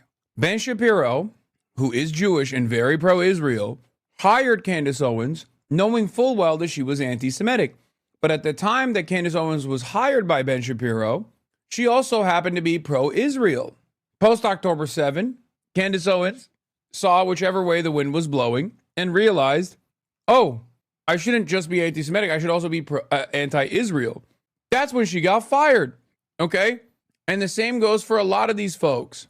It's not their anti-Semitism that's a problem. From the perspective of a lot of these people, it's actually their anti-Zionism, or not even anti-Zionism, but just like anti-Israel. Their anti-Israel position, born out of their anti-Semitism, that's a problem. For many of these guys, for a very long time, they just basically would try to use the anti-Israel position to hide their anti-Semitism, right? And maybe some of them were also genuinely anti-Israel. However, the anti-Israel position became a popular one, right? It became the popular position in the independent circles. And while all of the stupid fucking liberal adjacent advocacy groups like the ADL were focusing on people like myself, these guys were just running amok. They were putting numbers on the board. And they could even present their previous deplatforming as proof that they were earnest, as a proof of their honesty, to say, look, I've been deplatformed everywhere because I was saying the truth. Not just saying the truth about Israel, but saying the truth about Jews. That's the reason why Nick Fuentes became so popular in the aftermath of the collective consciousness shifting on Israel. I think for a while, the reason why they didn't really handle neo-Nazis after October 7 was because they could always point to neo-Nazis to discredit the entire movement, right? They could just be like, you see, this is how the anti-Zionist movement is. They say they hate Israel, but they actually hate Jews. Look at some of the more popular figureheads in the anti-Israel movement. If they thought they could isolate the anti-Zionists who are simply anti-Israel but not anti-Semitic and deplatform them, then all that would remain would be these like weird, random anti-Semitic people. But the problem is they miscalculated. All of these advocacy groups, they miscalculated. They didn't think that like people would actually turn against Israel. So when all of the prominent voices, many of which on the right, became like some of the few popular critics of Israel, that ended up making people not just anti-Israel, but also anti-Jewish as well. If you learned about Israel's Holocaust from the likes of Tucker Carlson or the likes of, fucking Nick Fuentes or Candace Owens, and not from someone like me, then yeah, you of course were like, yeah, also it's the Jews. Yeah, and this was the method for the longest time. Look, in 2015, at Ann Coulter, tweets regarding Jews, awful nonsensical. But Ann Coulter is also super pro-Israel and always has been so I won't lose sleep. Is joining the very forces that Project Esther is supposed to be designed to contradict and rebut and silence. Now he's realizing that, yes, Tucker Carlson says things that are honestly and truly evil against the Jewish community, and we cannot pretend that there's this idea of, no enemies on the right. That's great for political partisans, but if you're out there promoting values, and especially Jewish values, like we do as a Jewish organization, we're called Coalition for Jewish Values. We cannot pretend to be partisan. If we're going to call out Ilhan Omar or Rashida Tlaib, we're going to call out Marjorie Taylor Greene. Two people that have never said anything anti-Semitic versus a woman who has literally said Jews have space lasers that they did wildfires with. Brother, at a certain point, you got to realize that you are the reason. You are the fucking reason. You're doing it. You took valid critiques of Israel and you slammed it with ridiculous statements about Jews, and you put it all together, and now you're going, oh, how did anti-Semitism explode? You did it. You made the sandwich, bro. It's the Subway meme. My brother in Christ, you made the sandwich. The fuck are you talking about? You literally wouldn't give any fucking room for people to breathe and be like, this is fucked up. Who is Ilhan Omar? But do you see what I mean? If you fucking constantly hit the this is anti-Semitic, we must deplatform line against all criticism of Israel, then yeah, when more people fucking criticize Israel because they start realizing what Israel's fucking up to, and Israel's popularity is sinking, and you still think you can call all criticism of Israel invalid and anti-Semitic, then people are going to go, okay, I guess I'm fucking anti-Semitic. In this day and age, at this stage, the only place where that kind of attitude and that kind of narrative is still kept under wraps is basically mainstream media and, to a certain degree, Congress. Okay? Anti-Semitism has lost its like institutional power. In normal places in society, people are dropping anti-Semitic shit left and fucking right. And a big part of that is quite literally because you wouldn't give any fucking space for people to criticize Israel when Israel is worthy of criticism. It's incredibly worthy of criticism. It's fucking crazy. And they're still doing it. They're still like, Zohran Mamdani is anti-Semitic. Motherfucker. It's people like myself, it's people like Zohran Mamdani, who are the last non-anti-Semitic people out there who are still criticizing Israel, and you're still focusing on people like us. The fuck is wrong with you? You're a fucking idiot. There's like straight up people running around being like the international Jewry is responsible for hypnotizing every single person, and they're hypnotizing people to be woke and gay and consume pornography and love Israel unconditionally, blah, blah, blah, all this shit. And you're over here getting mad at a person who's like, hey, I think we should divest funds from, people doing terrorism. Like people who are trying to sell illegally occupied properties that they stole from Palestinian people. If that's your main gripe, you fucking lost. and Tucker Carlson when they use the same rhetoric. And what Kevin Roberts did was refuse to come in with that and even make us out to be the bad guys. And on the left, they allowed anti-Semitism to fester until it boiled over. And then all of a sudden... Oh, it was the left's anti-Semitism that made the right anti-Semitic. Oh. Look, I advocate for the things I advocate for because I'm stubborn and I fucking believe it. And I'll continue trying to the best of my ability, combat anti-Semitism, regardless of whatever the fuck these douchebags say, okay? But not many people are gonna do that, because people go off of fucking vibes, okay? And right now, the majority vibes are fucked. That's it. We have anti-Semites actually in Congress telling us horrible things about Jews. And Jewish organizations just sat there, Yeah, I know. or worse, became indoctrinated themselves. Now, on the right, that's not going to be allowed to happen. Anyway, that's all I got for today. Unfortunately, I couldn't get to the Z-Way video. I will do that tomorrow, hopefully from Los Angeles, California. But I gotta go. I lied. I gotta go. Scammer? Okay, calm down, man. All right. I have some fun plans tonight. I gotta go party. I'm sorry. Peace, everybody.